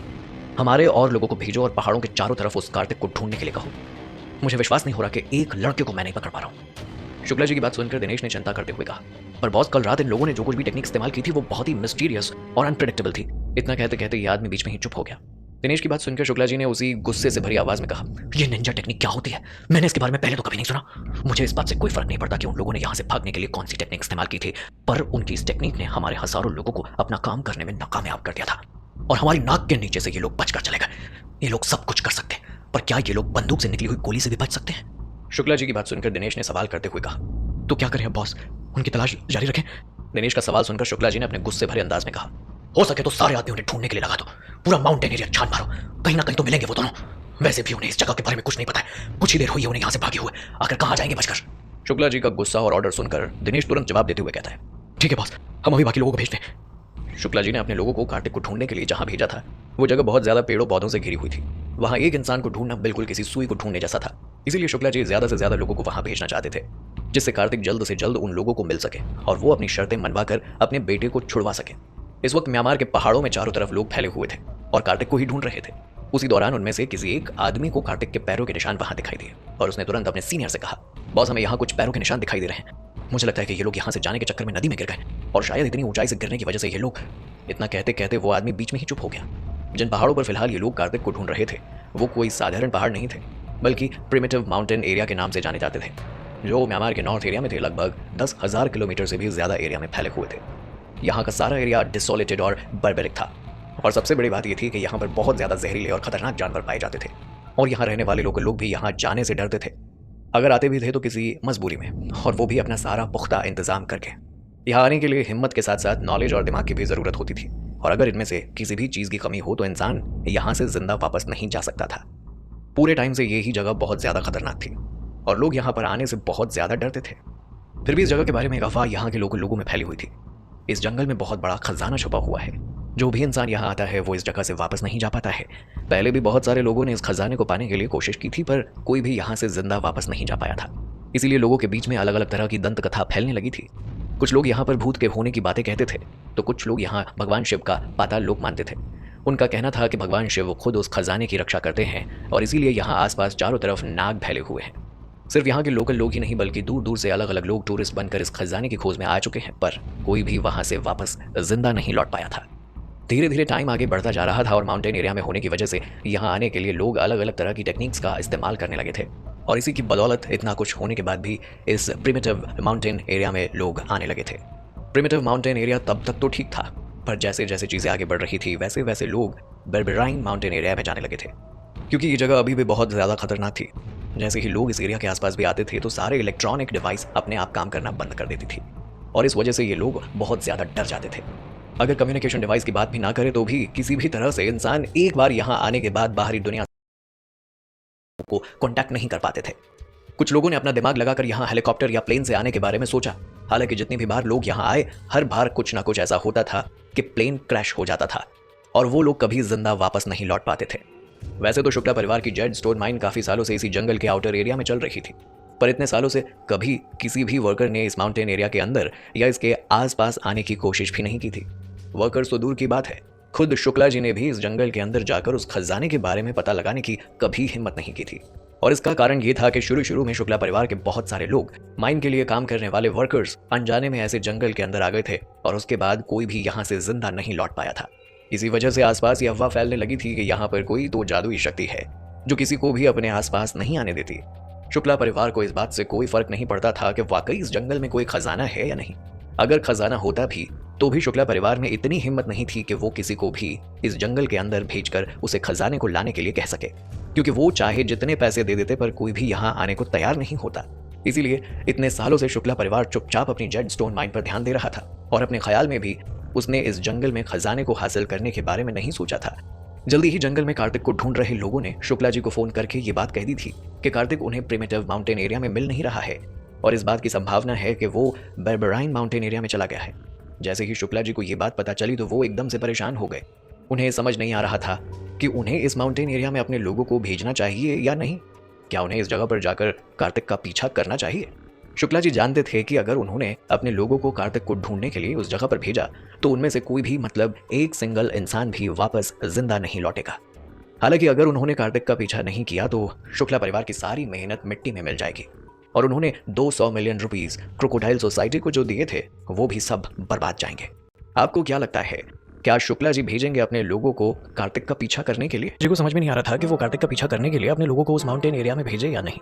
उन्हें डर था कि अगर उन्होंने अपने लोगों को वहां भेजा तो कोई भी जिंदा वापस नहीं आएगा, पर अगर उन्होंने वहां नहीं भेजा तो उनके सारे पैसे और मेहनत सब कुछ खराब चली जाएगी। और साथ ही साथ इस बात का भी डर था कि कहीं कार्तिक के लोगों को ये बात पता ना चल जाए, क्योंकि अगर ऐसा हुआ तो हो सकता है कि उनका बेटा कभी जिंदा वापस ना आ पाए। शुक्ला जी को मन ही मन ऐसा भी लग रहा था कि हो सकता है कार्तिक इतनी बड़ी खाई से नीचे पानी में गिरकर मर गया हो, या हो तो ये भी सकता है कि कार्तिक बच निकला हो और इस माउंटेन एरिया से जिंदा वापस जाने में सफल हो गया हो। हालांकि ये सिर्फ एक संभावना थी जिसके सच होने की गारंटी सिर्फ 1% थी, क्योंकि आज तक कोई भी माउंटेन एरिया से बचा नहीं था। इसीलिए शुक्ला जी को इस बात के चांसेस कम ही नजर आ रहे थे। शुक्ला जी को डर लग रहा था कि अगर कार्तिक यहाँ से जिंदा बचकर वापस चला गया तो उसके बाद वो इन लोगों को जिंदा नहीं छोड़ेगा और तब तक इन लोगों पर हमला करता रहेगा जब तक ये सारा मामला एक नतीजे पर ना पहुंच जाए और नतीजा कार्तिक के फेवर में ना हो। यही सब सोचते हुए शुक्ला जी ने फोन किया। दूसरी तरफ अपने सबऑर्डिनेट से कंफर्म करते हुए पूछा, क्या तुम सच कह रहे हो? क्या सच में कार्तिक के खाई से पानी में गिरने के कोई सबूत मिल रहे हैं? शुक्ला जी का सवाल सुनकर उसके सबऑर्डिनेट ने अपनी बात को रखते हुए कहा, मैं जो कह रहा हूँ वो सच है सर। वो लोग डेफिनेटली नदी में ही गिरे। उन लोगों ने लाइफ बैग्स कैरी किए हुए थे, इसलिए जब वो लोग नदी में गिरे थे तो लाइफ एयर बैग अपने आप ऑन हो गए और पानी के बहाव के साथ साथ वो लोग माउंटेन से होते हुए आगे निकल गए। इस आदमी की बात सुनकर शुक्ला जी ने अपनी आवाज को तेज करते हुए कहा, उन लोगों को लगातार ढूंढते रहो और नदी के दोनों तरफ ढूंढो और यहाँ हमारे कुछ लोगों को भी नदी में भेजो ताकि वो लोग तैरकर जल्दी हमें सच्चाई बता सके और उस कार्तिक का पता लगा सके। शुक्ला जी को लग रहा था कि शायद कार्तिक उस खतरनाक पहाड़ पर नहीं गया होगा और अभी भी नदी के आसपास ही है, कहीं उन्हें मिल जाएगा। हालांकि शुक्ला जी की बात सुनकर उनके सबऑर्डिनेट ने थोड़ा झिझकते हुए कहा, बॉस अगर हम उन्हें नदी के आसपास नहीं ढूंढ पाए तो क्या हमें उस खतरनाक पहाड़ पर जाना होगा? इस सबऑर्डिनेट की बात सुनकर शुक्ला जी ने और ज्यादा सख्त होते हुए कहा, अगर अंदर जाना पड़े तो जाओ। जितना मुझे समझ में आ रहा है पानी में जाने के बाद उन लोगों की स्पीड बहुत ज्यादा अच्छी नहीं रही होगी और वो लोग खुद को फिलहाल जिंदा रखने की कोशिश भी कर रहे होंगे। तुम लोग जितनी जल्दी नदी के आसपास और नदी में जाकर उस कार्तिक को ढूंढोगे उतनी जल्दी तुम लोगों को वो मिल जाएगा। मुझे पूरी उम्मीद है कि अभी तक उस माउंटेन एरिया में गया नहीं होगा वो। शुक्ला जी को हर हाल में कार्तिक को पकड़ना था और जितनी जल्दी वो कार्तिक को पकड़ लेंगे उसके बाद उन्हें बाकी लोगों की जिंदगी से कोई फर्क नहीं पड़ता था। उनकी बला से चाहे वो लोग मरे या जिए, शुक्ला जी को बस कार्तिक चाहिए था। शुक्ला जी की बात सुनकर फोन की दूसरी तरफ सबऑर्डिनेट बहुत ज्यादा डर गया। फिलहाल उसका पूरा शरीर ठंडे पसीने से भीग चुका था और वो अपनी जगह पर खड़ा खड़ा कांप रहा था। वो किसी भी हाल में माउंटेन के उस एरिया के पास नहीं जाना चाहता था। बाकी लोगों की तरह इस आदमी ने भी सुन रखा था कि इस पहाड़ पर जाना बहुत ज्यादा मुश्किलों भरा है और यहाँ जाने के बाद कोई भी वापस जिंदा नहीं आता है। पर इस आदमी में इतनी हिम्मत नहीं थी कि ये अपने बॉस शुक्ला जी के ऑर्डर को मानने से इनकार कर सके। इसीलिए इसने अपने बाकी साथियों को अपने साथ लिया और गुस्से से अपने दांत पीसते हुए और अपनी किस्मत को भगवान के भरोसे छोड़कर ये लोग कार्तिक को ढूंढने के लिए निकल पड़े। वहीं दूसरी तरफ कार्तिक को इन सब के बारे में कोई खबर नहीं थी। इस वक्त कार्तिक और रितिका दोनों बेहोश थे और पानी में बेहोशी की हालत में उसी एयरबैग की वजह से तैरकर नदी के किसी किनारे पर आकर फंस गए थे। वहीं इंडिया में हाइजू के अंदर हिमालयन पर मैगी अपने साथ लगभग सारे टाइगर सिक्योरिटी गार्ड्स को ले गई थी और उन्हें कार्तिक को ढूंढने का काम सौंप दिया था। हालांकि बहुत टाइम तक पागलों की तरह ढूंढने के बाद भी इन लोगों के हाथ में कोई सबूत नहीं लगा। उन्हें अभी भी नहीं पता था कि आखिर कार्तिक किस जगह पर है। हालांकि इन लोगों को कुछ सबूत हाथ लगे थे। रजत ने अपनी टेक्निकल टीम के साथ मिलकर शुक्ला परिवार की कुछ लेटेस्ट इन्फॉर्मेशन निकाली थी, जिसमें शुक्ला परिवार कुछ अनजान लोगों से लगातार बातें कर रहा था। रजत ने जब इस बात का पता लगाया तो उसे पता चला कि ये नंबर क्रोकोडाइल सोसाइटी का है। और रजत ने जब अपने लोगों के साथ मिलकर ज्यादा गहराई से इस इन्फॉर्मेशन को निकाला और इसके बारे में पूछताछ की, तब जाकर उसे पता चला कि शुक्ला परिवार ने क्रोकोडाइल सोसाइटी को हायर किया था ताकि वो लोग कार्तिक को किडनैप कर सके। फाइनली अब जाकर इन लोगों को कोई सबूत मिला था। हालांकि अभी भी बहुत लेट हो चुका था। अगर टाइम देखा जाए तो कार्तिक पहले ही शुक्ला परिवार के हाथों में पहुंच चुका था। ये सब कुछ सोचकर मैगी बहुत ज्यादा परेशान हो रही थी। उसे समझ नहीं आ रहा था कि वो करे तो क्या करे और क्या ना करे। उसे हर हाल में अपने कार्तिक सर की जान बचानी थी, इसीलिए वो सिर्फ पर्सनली अपने साथ कुछ सीनियर लोगों को लेकर शुक्ला परिवार से बात कर सकती थी। हालांकि शुक्ला परिवार ने अभी तक उनसे कोई भी कॉन्टैक्ट नहीं किया था। जल्दी ही मैगी अपने साथ कुछ लोगों को लेकर शुक्ला परिवार के पास पहुंच गई। शुक्ला परिवार के रिसेप्शन एरिया में बैठी हुई थी वो।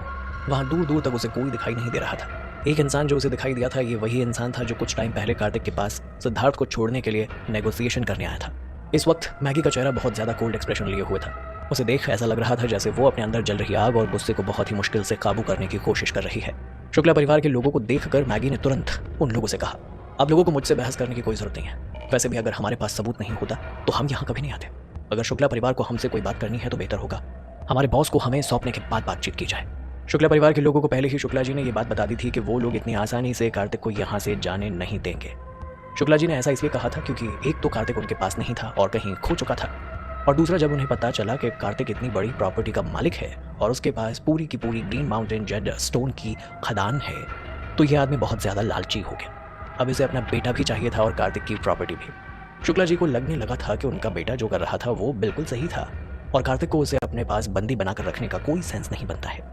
साथ ही साथ उन्हें लग रहा था कि दुनिया में जितनी भी ग्रीन माउंटेन जेड स्टोन की खदान है उस पर सिर्फ और सिर्फ शुक्ला परिवार का अधिकार है और कोई भी उसे अपने पास नहीं रख सकता। शुक्ला जी जानते थे कि खेल तो अभी भी उनके हाथों में है और दोनों तरफ से बार्गेनिंग की जा सकती है, क्योंकि उनका अपना बेटा कार्तिक की कैद में था और कार्तिक उनकी कैद में था। इसके लिए कार्तिक के लोग कार्तिक को बचाने के लिए हर हाल में उसकी सारी शर्तें मानेंगे। फिलहाल मित्तल परिवार की तरफ से अभी मैगी लीड कर रही थी और शुक्ला परिवार की तरफ से मिस्टर शुक्ला। दोनों एक दूसरे के दुश्मन थे और दोनों की अपनी अपनी कमजोरियां थी। अब देखना यह था कि कौन पहले अपने हथियार डालता है। शुक्ला की बात मैगी ने हार मान ली और शुक्ला जी के सीनियर एडमिनिस्ट्रेटिव ऑफिसर के साथ काफी देर तक बहस करती रही, नेगोशिएशन करने की कोशिश करती रही। हालांकि जब बात नहीं बनी और शुक्ला जी के लोगों ने बिना किसी डर के उसकी बातों को मानने से इनकार कर दिया तो उसका सारा सब्र जवाब दे गया। मैगी अचानक से अपनी जगह से खड़ी हुई और बहुत ही कोल्ड एक्सप्रेशन के साथ उन लोगों को धमकी देते हुए बोली, तुम लोगों को मैं सिर्फ आधा घंटा देती हूँ, आराम से सोच लो। अगर अभी भी तुम लोगों ने मेरे बॉस कार्तिक को हमें सही सलामत वापस नहीं लौटाया, उसके बाद शुक्ला परिवार के साथ जो कुछ भी होगा उसके जिम्मेदार तुम लोग खुद होंगे। आई प्रॉमिस कि मैं पूरी कोशिश करूंगी कि शुक्ला परिवार पूरी तरह से बर्बाद हो जाए, सड़क पर आ जाए। इस वक्त मैगी ने जो बात कही थी वो सब उसके दिल से निकल रही थी और उसे सच में इस वक्त शुक्ला परिवार पर बहुत ज्यादा गुस्सा आ रहा था। हालांकि उसकी धमकी सुनकर भी शुक्ला परिवार के लोगों को कोई खास फर्क नहीं पड़ा और वो लोग इस बात को हवा में उड़ाकर आराम से वहीं बैठे रहे। तभी उनमें से एक आदमी ने शांति से मैगी से कहा, मुझे पता है कि तुम अपने साथ कुछ लोगों को यहाँ लेकर आई हो, पर अगर तुम चाहती हो कि तुम्हारे बॉस कार्तिक हमारे हाथों में सही सलामत रहे तो सोच समझकर अपने कदम उठाना, वरना उसके बाद कार्तिक मित्तल के साथ जो कुछ भी होगा उसके जिम्मेदार तुम लोग खुद होंगे। इस आदमी की बात सुनकर मैगी का दिमाग खराब हो गया और उसने गुस्से से इन लोगों से कहा, क्या तुम लोगों को अपने बॉस सिद्धार्थ शुक्ला की थोड़ी सी भी फिक्र नहीं है? क्योंकि अगर हम लोग अपने पर आ गए, सबसे पहले मैं उस सिद्धार्थ शुक्ला के हजारों टुकड़े करूंगी और तुम लोगों को तोहफे में वीडियो क्लिप के साथ भेजूंगी। और मैं मजाक नहीं करती, ध्यान रखना। वैसे तो मैगी कभी भी किसी से भी इस तरह बात नहीं करती थी, पर आज मामला उसके कार्तिक सर की जान का था, इसीलिए वो सब भूल गई थी और मरने मारने की बातों पर उतर आई थी। ऐसा नहीं था कि कार्तिक के सबऑर्डिनेट में नेगोशिएशन करने का टैलेंट नहीं होगा या फिर वो लोग अच्छे से बातें नहीं कर पाते थे, ऐसा भी नहीं। पर जब इस तरह की सिचुएशन हो तो कोई भी खुद को कैसे संभाल सकता था। फिलहाल तो इन दोनों तरफ के लोगों को देखकर ऐसा लग रहा था जैसे ये लोग अपने आप को शांत रख कर बात करने की कोशिश कर रहे हों, क्योंकि शुक्ला परिवार के लोग अभी भी बहुत डिसेंट तरीके से बात कर रहे थे। वैसे तो शुक्ला परिवार बहुत ज्यादा पावरफुल था, पर अगर कार्तिक की करंट सिचुएशन के हिसाब से देखा जाए तो अगर शुक्ला परिवार और मित्तल परिवार के बीच खुलकर लड़ाई होती है तो ऐसे में डेफिनेटली कार्तिक की तरफ के लोग ही जीतेंगे। हालांकि फिलहाल कार्तिक के लोगों में जिस चीज की सबसे बड़ी कमी थी वो था सब्र। ऐसा नहीं था कि शुक्ला परिवार सिद्धार्थ को कुछ भी होने दे सकता था। ये सिद्धार्थ उन लोगों के लिए कोई खास मायने नहीं रखता था, पर असल में इस वक्त सिद्धार्थ के पापा शुक्ला जी इस पूरे मामले के इंचार्ज थे और वो शुक्ला परिवार के मेन लीडर होने की वजह से सारे डिसीजन खुद ले सकते थे। उन्हें किसी और की जरूरत नहीं होती थी।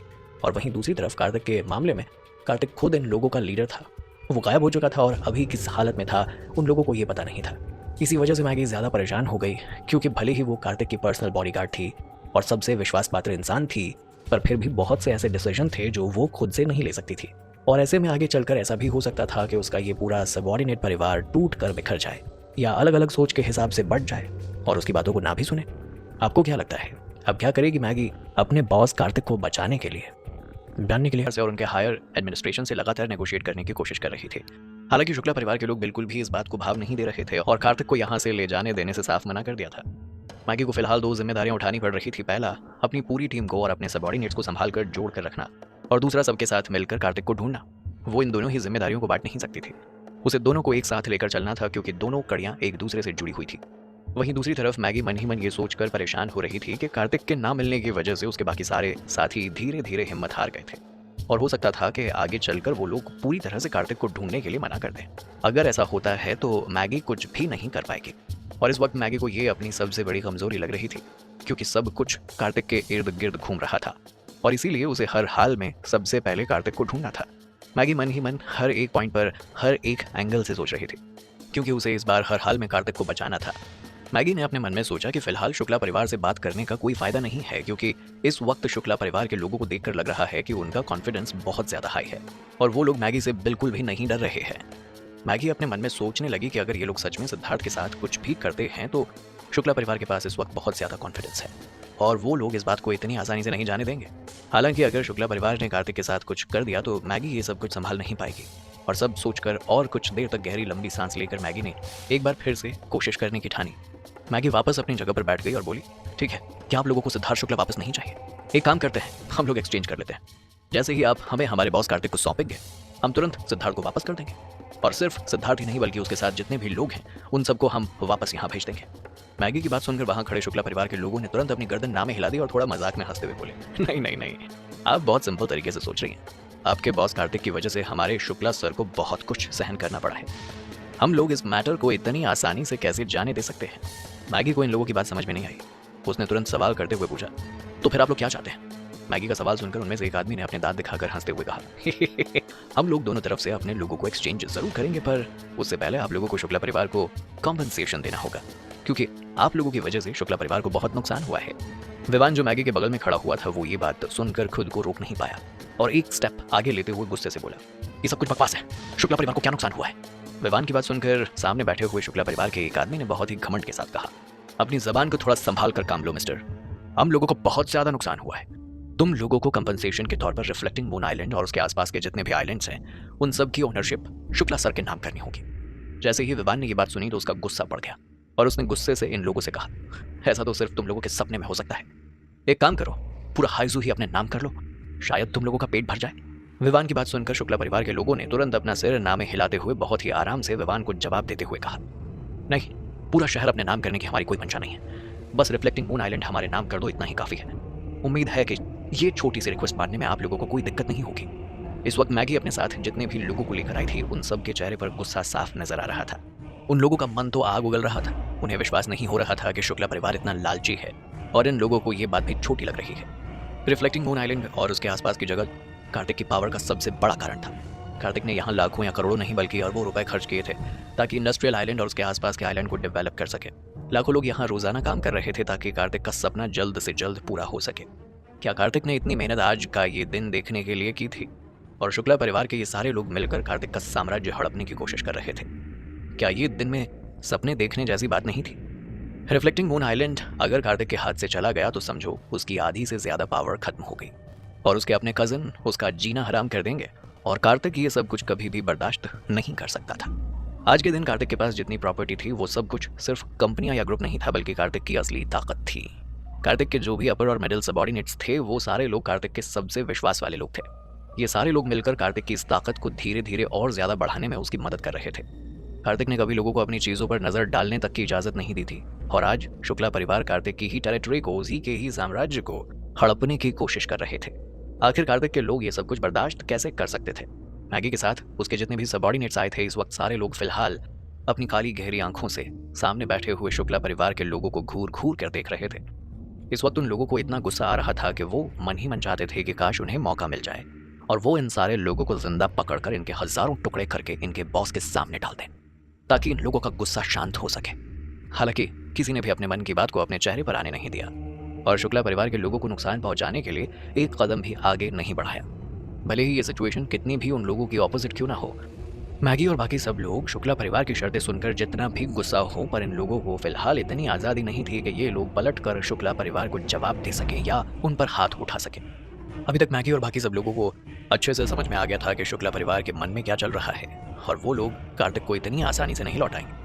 तभी कुछ सोचकर मैगी ने अपना सिर उठाया और शुक्ला परिवार के लोगों को अपनी गहरी नजरों से देखते हुए धीरे से बोले, और अगर मैं ये शर्त ना मानूं तो? मैगी की बात सुनकर सामने बैठा शुक्ला परिवार का आदमी मुस्कुराते हुए बोला, फिर हम लोग इस मामले को ऐसे ही चलने देते हैं और देखते हैं कि कौन पहले हार मानता है। जैसे ही मैगी ने ये बात सुनी तो वो तुरंत सख्त हो गई, क्योंकि वो जानती थी कि अगर दोनों पार्टीज के बीच में डील होने में टाइम लगता है तो इसका मतलब साफ था कि कार्तिक के दुश्मनों को टाइम का एडवांटेज मिल रहा था, क्योंकि शुक्ला परिवार के इंचार्ज अभी भी सिद्धार्थ के पापा थे, इसीलिए हर चीज को मैनेज करने का पूरा अधिकार उनके पास था। ये अपने हिसाब से चीजों को चला सकते थे, इसके लिए इन्हें सिद्धार्थ की जरूरत नहीं थी। भले ही सिद्धार्थ शुक्ला परिवार का इकलौता वारिस था, पर इसका ये मतलब नहीं था कि शुक्ला परिवार अपने हाथ में आई हुई इतनी बड़ी अपॉर्चुनिटी को सिर्फ सिद्धार्थ के लिए छोड़ देगा। मैगी ने अपने मन में सोचा कि भले ही दुनिया के सामने और दुनिया की नजरों में शुक्ला जी का सिर्फ एक ही बेटा होगा, सिद्धार्थ, पर कौन जानता था कि घर के बाहर भी उनके 1 से 2 बेटे हो सकते थे जो उनके साम्राज्य को आगे बढ़ाने के लिए पूरी तरह से लायक हों, और हो तो ये भी सकता था कि शायद उनका कोई और बेटा हो ही ना। पर इन दोनों ही बातों में गारंटी फिलहाल मैगी दे नहीं सकती थी। मैगी के दिमाग में बस इस वक्त कुछ चल रहा था। उसने अपने मन में सोचा कि अभी बहुत ज़्यादा देर नहीं हुई है, अगर वो चाहे तो शुक्ला परिवार के कई राज पता कर सकती है, और फिर शुक्ला जी भी सिर्फ 50-55 साल के थे। उनकी बॉडी अभी भी काफ़ी ज़्यादा फिट थी और बहुत स्ट्रांग थी, और साथ ही साथ इस वक्त शुक्ला जी अपने करियर के सबसे पीक पर थे। यही सब सोचकर मैगी अपने मन में थोड़ा सा कॉन्फ्लिक्टेड फील करने लगी। उसने अपने मन में सोचा कि शायद शुक्ला परिवार के लोग सही कह रहे हैं। अगर शुक्ला परिवार के पास टाइम का एडवांटेज है तो मैगी और उसके साथियों के पास भी टाइम का एडवांटेज है। फिलहाल जो सिचुएशन उसे दिख रही थी उसमें किसी भी तरह की नेगोशिएशन करना बेकार था। कार्तिक पहले से ही इन लोगों के कंट्रोल में था, और जिसका मतलब साफ था कि इस प्रॉब्लम को सॉल्व करने का फिलहाल कोई रास्ता नहीं था। मैगी इस वक्त इतना ज़्यादा परेशान हो चुकी थी, वो मन ही मन हार मानने को तैयार हो चुकी थी। उसका मन कर रहा था कि वो अपने बॉस को बचाने के लिए तुरंत शुक्ला परिवार की सारी शर्तें मान ले, पर उसने कार्तिक के बारे में सोचा तो तुरंत अपने इस फैसले को वहीं रोक दिया, क्योंकि वो जानती थी कि उसके बॉस कार्तिक ने बहुत ही मुश्किल से अपने साम्राज्य को खड़ा किया है, और इतनी कम उम्र में उन्होंने बहुत कुछ सहा है। वो कैसे अपनी टेरिटरी को इतनी आसानी से इन लोगों को दे सकते थे? अगर कल को कार्तिक इन लोगों को मिल भी गया तो मैगी कैसे कार्तिक को ये सारी सिचुएशन एक्सप्लेन करेगी? यही सब सोचकर मैगी बहुत ज़्यादा परेशान हो रही थी। तभी अचानक से शुक्ला परिवार के लोगों के पास एक फ़ोन आया और अगले ही पल उन सब के एक्सप्रेशन बदल गए। हालांकि जो इंसान फिलहाल फ़ोन पर बात कर रहा था वो अपने इमोशंस को और एक्सप्रेशंस को कंट्रोल करने की कोशिश कर रहा था, पर फिर भी लगातार उसके चेहरे के बदले हुए हाव भाव को देखकर मैगी ने तुरंत नोटिस कर लिया था। हालांकि मैगी को पता नहीं था कि फ़ोन पर कौन है, उसे कुछ भी समझ नहीं आ रहा था कि आखिर चल क्या रहा है। वहीं सामने बैठे हुए शुक्ला परिवार के हायर एडमिनिस्ट्रेटिव ऑफिसर ने कुछ देर के लिए गहरी लंबी सांस ली, और उसके बाद मैगी की तरफ देखकर अपनी बात रखते हुए उसने कहा, हमारे बॉस शुक्ला जी ने कहा है कि आपको सबसे पहले हमारे छोटे सर सिद्धार्थ सर को वापस करना होगा। जैसे ही मैगी ने ये बात सुनी तो उसने तुरंत इनकार करते हुए कहा, इम्पॉसिबल। जैसे ही मैगी ने शुक्ला परिवार की ये रिक्वेस्ट सुनी तो उसने तुरंत मना कर दिया, क्योंकि वो जानती थी कि इस बारे में ज़्यादा सोचने का कोई मतलब नहीं है और ना ही उन्हें ज़्यादा सोचने की कोई ज़रूरत है। फिलहाल दोनों पार्टी के पास एक दूसरे के सबसे ज़्यादा ज़रूरी इंसान कैद थे। मैगी एक बार के लिए सिद्धार्थ को छोड़ने के लिए तैयार भी हो सकती थी, पर अपने बॉस कार्तिक को बिना लिए वो कहीं भी नहीं जाने वाली थी। आपको क्या लगता है, क्या कार्तिक बचा पाएगा खुद की जान और रितिका